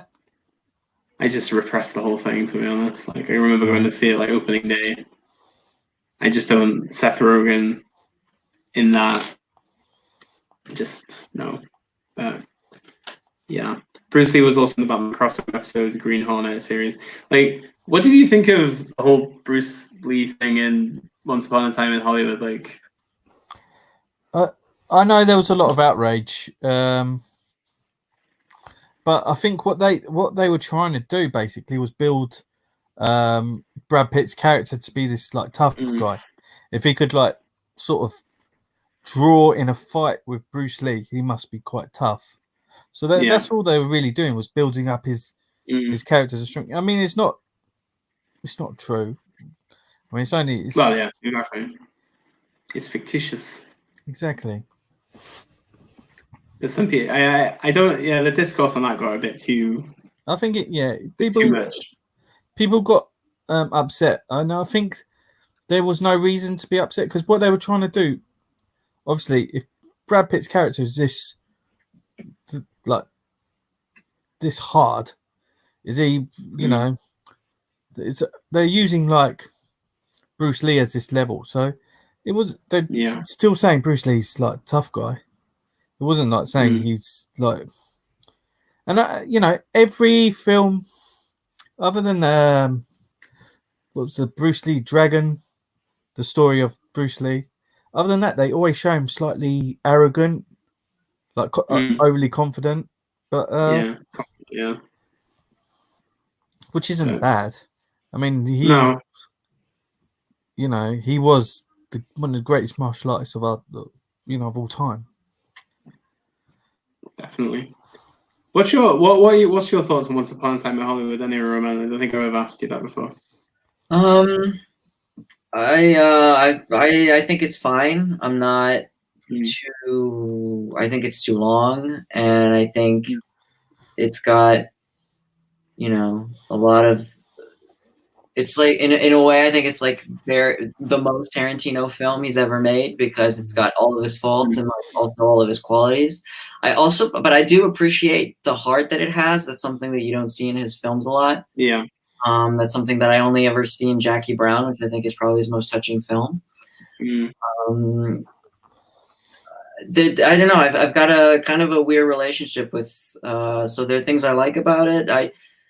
I find it weird how much he fetishizes like television and things of that era, which honestly isn't like it's like as if he's saying, "Wow, television at that was really the golden era of TV." And like, well, actually, TV has kind of come a long way since then. But I also think it's a showcase for a really great friendship. The two central characters are fantastic. I think Margot Robbie is really the whole character of Sharon Tate. I mean, there was a lot of talk about how she doesn't talk that much, but I think she's really shot really lovingly, and that's where she goes to the theater is like, I think, kind of beautiful. So I go both ways on it, but what I do love is how Tarantino can just shut down Hollywood Boulevard for 2 days and actually just shoot 150 cars and like, And that to me, at a certain point, we were talking about in like Once Upon a Time in the West, when they're building these huge sets, and that's what cinema is as well. It's all the world that you're creating, and I love that he's harkening back to that era of filmmaking where you can just shoot these huge wide shots with a ton of people, a ton of extras, a ton of cars. And I can really appreciate that. Certainly, I like it more than his previous film, The Hateful Eight, which is my least favorite film of his. Interesting. Okay, we got Gung Fu in about Bruce Lee, so I assumed this was going to happen. I think the Asian American community made a big deal about this. It, as no Asians had a main role in the Hollywood movie, which Bruce Lee struggled with, which is why he went to Hong Kong to make movies. Bruce was actually once asked about this, and he said, in one way, he understood it as it might be risky to put a Chinese male lead in a movie or a TV series. Interesting. Complete opposite now, isn't it? I mean, they exactly. Chinese actors in there to appeal to the Asian market, like anyone from East Asia. I mean, Lee Byung-hun in Magnificent Seven. What was that all about? Yeah. Wasn't he Red 2 as well? Yeah. Or they'll shoot all their films like, a portion in Shanghai or whatever. Or Seoul, Yeah. Crazy. Very, very interesting. That's the thing with Bruce Lee is like, I never really cared if Bruce Lee was in Western films. What he made was amazing. So does it really matter? I think, and the thing is, everybody in the world, well, most people in the world know who Bruce Lee is. Exactly. Like it's the reach that he had is incredible. Like I remember my uncle telling me that in the small village in the south of France where he used to live, like in the 70s, you would have Bruce Lee films playing in their like little theater. Yeah. It's like when you think about like, Schwarzenegger even like, okay, he made it big in the West, but back then, would he have actually made a career for himself like that? Maybe he would have been like Bruce Lee, maybe he's stuck in Europe, you don't know. But at the same time, Schwarzenegger's not a good actor. I don't even know why I made that comparison, but... Think about Rutger Hauer. Rutger Hauer, exactly, yeah. That's a better example. Thank you, Hus. Very true. We have, I'm uncomfortable with the way he celebrates the rewriting of history, Tarantino. I mean, he's done that before. I don't have a problem with that. Like, once the film is called Once Upon a Time, it's clearly a fairy tale. Yeah, it's the same with Inglourious Basterds. I love the ultimate ending to World War II. Yeah. The cinema. Why not? It's in a way that's the point of cinema is you're not constrained by reality, so that's not an issue that I have with it. Do you know when what's his name? Eli Roth and Dominic DeCoco, they're in and then they're shooting Hitler in the face. Antonio Margaretti. Yeah, that's so good. Yeah. That was my first date with my girlfriend was to see Inglourious Basterds. Oh, right. She's Polish German, so like, why not? 10 years going strong, we're all good. So clearly it wasn't a bad day, I guess. Eric then says it would have been really interesting to see how Bruce Lee's career would have been during the 80s and 90s. Very true. It would have been interesting to see other people's career whilst Bruce Lee was still around. I think you'd see less people getting the spotlight because I think Bruce Lee obviously made that platform for a lot of these actors like Jackie Chan and Yuen Biao, and it would have been interesting to see where they would be if Bruce Lee was still making films. Hell yeah, it's very true. Anybody else got any more questions? Because I'm gonna ask a Simpsons question while we're waiting for more questions. Favorite Simpsons character? Oh, do you know? Troy McClure. When he didn't come back. You know what? And on that, I'm gonna bounce and say Lionel Hutz. Yeah. Yeah. Because I think that's the same voice actor, right? Yeah. Phil Hartman, and he got killed, didn't he? So they stopped using the characters. Yeah, I can't remember who murdered. It was his wife that murdered him, or I don't know, but Lionel Hutz. Imagine a world without Lord. Oh god, You know, Phil Hartman is in Jingle All the Way as the creepy neighbor. Neighbor. Yeah. Jingle All the Way was like a staple of my childhood. I have that on VHS. Yeah. Jingle All the Way is one of my favorite Christmas movies, but like I love it when he's just like, "You can't punch your way out of this one," and then he gets like attacked by the reindeer. Oh, so good, so good. My favorite Simpsons character is Milhouse. I relate to Milhouse quite a lot. I think when he says, "My mom says I'm cool," I'm just like, yes. And then he has my favorite line. Do you know when they do the tonic drink, Homer and Grandpa, the sex tonic to get people's libidos going? Yeah. And then when they do the plan, and he just goes like sinister 80s. We're through the looking glass now, people. I just love the way he executes that line. But yeah, and then when Bart sells his soul. Say that again. I love Milhouse's dad. You know, when he gets divorced. Oh, okay. Yeah. Can I borrow a feeling? Race car. Where did you sleep in a race car? God, yeah. That apartment place is really depressing. Like absolutely depressing. But yeah, when he does that that cassette, it's the whole Van Houten family is just really sad, you know. Like, is it Luann's father runs a cracker factory, and then Kirk can't even succeed in making crackers for a living. Oh man! And then she goes out with a gladiator, then doesn't she? Yeah. She goes out with that Austrian actor. Oh no, she does. Yeah, the gladiator. No. Yeah, the gladiator guy. Yeah, she doesn't go over in Wolf Castle. Oh man, it's so good. But yeah, Hans Moleman is a great side character in The Simpsons as well. When Homer steals him, well, doesn't steal him, but he gets hypnotized to think that he's Bart, and then Homer kisses his head all the time. It's like kissing a peanut. Just makes me laugh every time. Oh man, so good. Oh, Eric says, "Put the cookie down." Put the cookie down. Oh. It's such a quotable Christmas movie as well. Like, it is, but it celebrates consumerism in a way that's kind of gross. I would say I consider it to be a satire of consumerism now, but that's just me trying to spin it as a journalist. Yeah. I think it's the best way to. Sinbad's best role. What, Schwarzenegger's best role? Oh, Sinbad. Yeah, he's the Sinbad. Oh, Sinbad is so good. You can easily say that's Sinbad. Yeah. Yeah, Sinbad makes me laugh. Do you remember like American Dad made a massive joke about Sinbad being gone from like the limelight? In American Dad, like basically one of the characters goes to outer space, and then Sinbad magically appears, and they say, "Yeah, this is where I've been this whole time since he's not been on like TV or in movies for like years. He just magically reappears again." It's really funny. There's nobody else on. Is Sinbad his real name? No, I think it's his name. Isn't the kid in that Anakin Skywalker? Yeah. Yeah. That is him. That is. I can't remember his name. Sinbad's real name is David Adkins, and he's now 63 years old.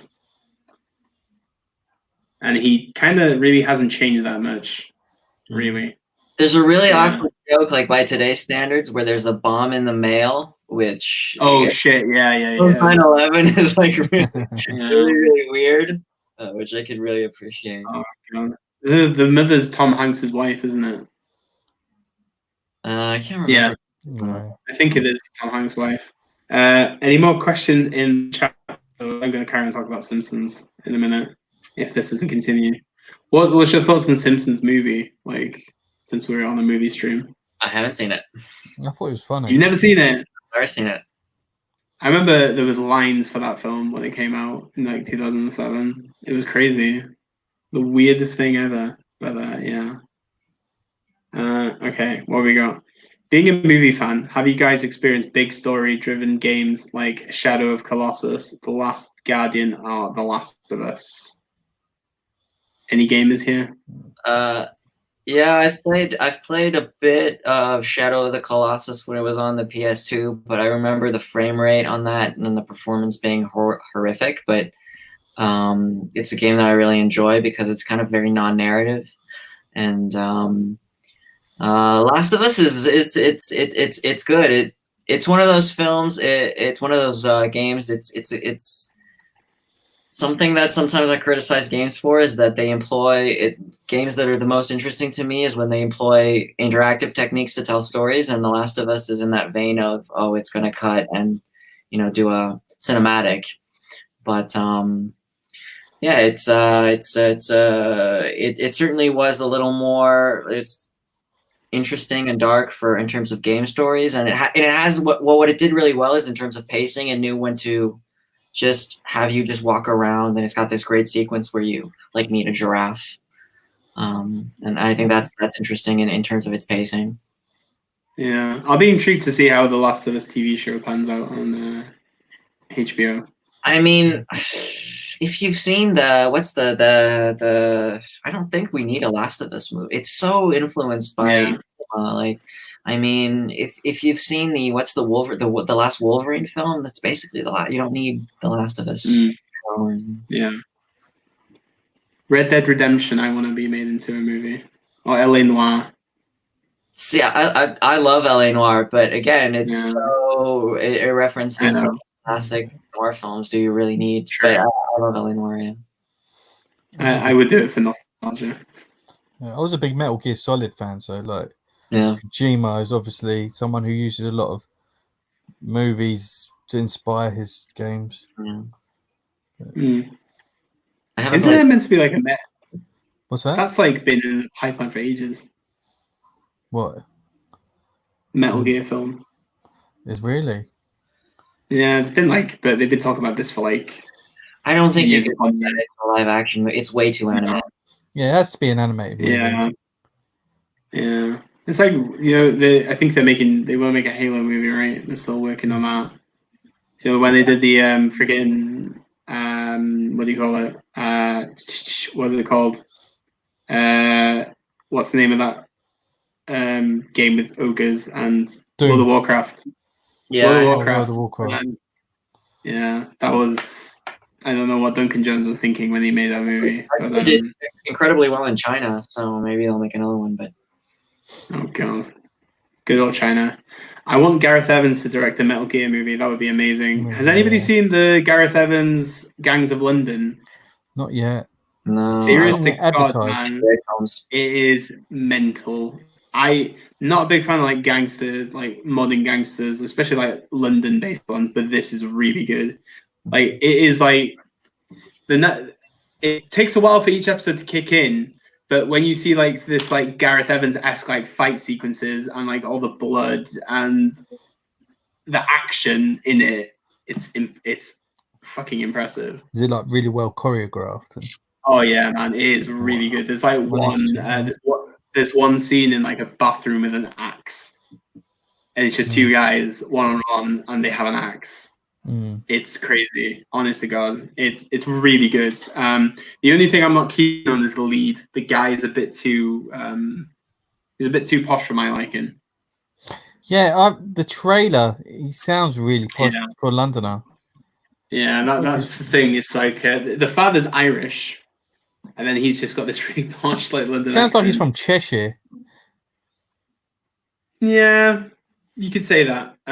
But really, it's really good. Like, and Gareth Evans actually said the other day that he's making 2 movies back to back next, but he's not said where.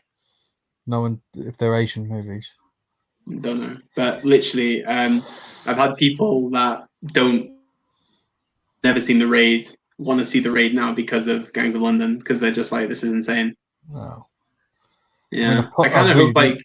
Yeah, I didn't like Apostle. No, Apostle wasn't very good.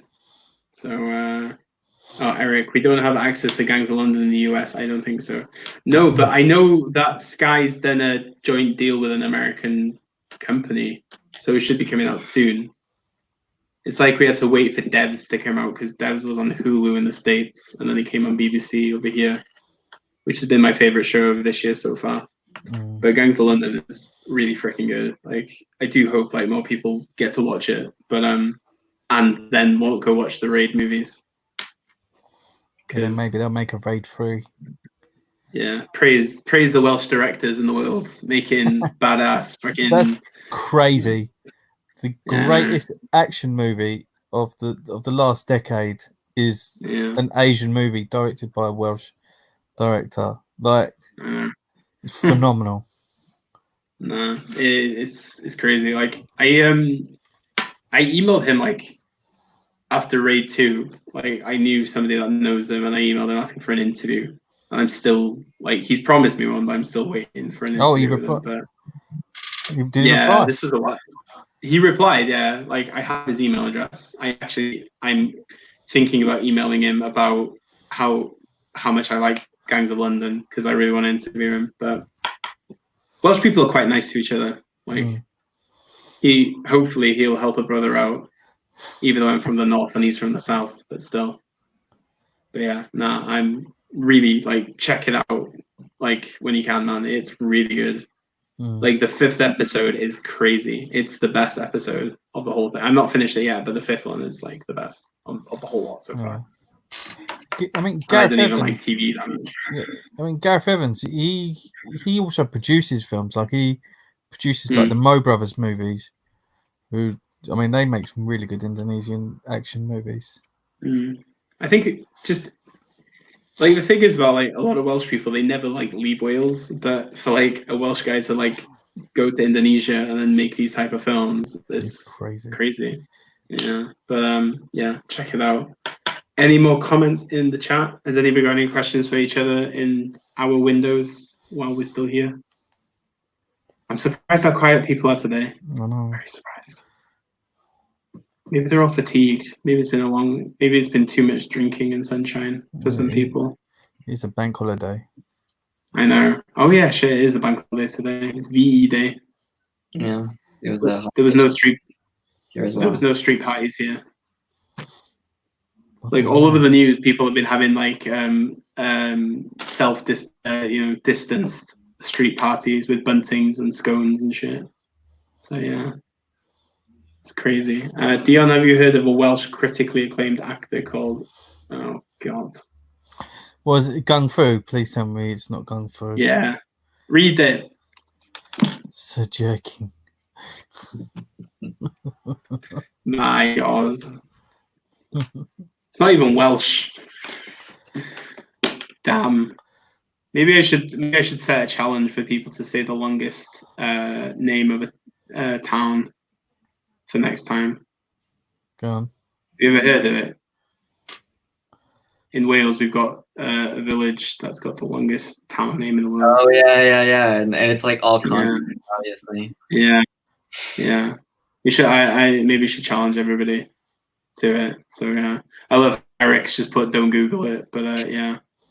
Nah, I might do Amanda Hug and Kiss. Yes, no, that's a classic Simpsons move. Amanda Hug and Kiss. Yeah, maybe we should do a Welsh challenge.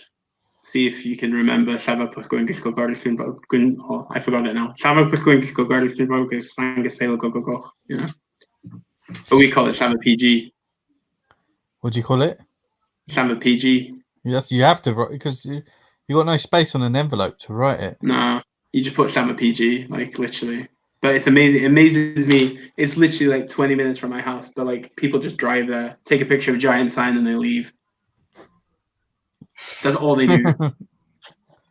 Literally. But how the hell you fit that whole thing in the picture, I will never know. It's crazy. But yeah, I'd recommend North Wales to anybody. It's a lovely place. Nice mountains, got nice oceans. I have peacocks on my land right now. They're still canoodling. It's mating season. They keep me up all night. I've got 2 of them. I've got 2 peacocks that just turned up out of nowhere because they've been hearing the mating calls, and they've turned up from like another town. You're joking. Nah, serious to God. So we have 5. We have 3 boys and 2 girls. They're not mine, by the way. They're just here.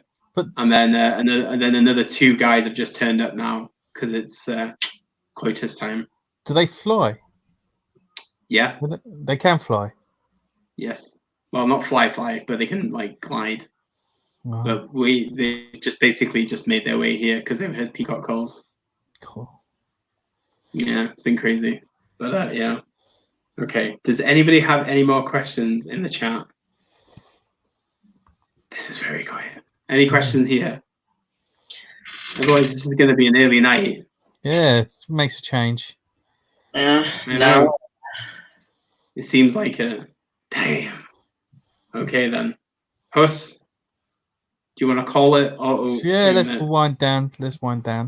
Okay. But yeah, thank you very much, Roman, for coming on. Well, thank you very much for having me on. It was a great pleasure. Yeah. Merci beaucoup, my friend. Merci à vous. Yeah, it has been it's been a good one. I think 60s was a hard one, but I think you said you want to do 70s next week, which is going to be even harder. Yeah. 70s is really crazy because you can go in a lot of yeah. Hell yeah. Like for me, Giallo is going to be one of these issues for me. So yeah. I've actually started working on next week's already. Yeah, me too. Yeah, because that is going to be. The only one I can definitely tell you is going to be in my list is House Two. That's like one. The rest is going to be, I don't know. We'll see. But yeah. But going through, I'm going to rewatch The Samurai thanks to Roman. See, you've inspired people today, Roman. That's always good. Though. Good idea. Yeah. Okay. Cool. Right. Do you wanna sign this out then, Huss? Yeah. Thank you very much, guys, for coming along, and thank you to Roman for joining us. All right, guys, take it easy. See you next week. Peace.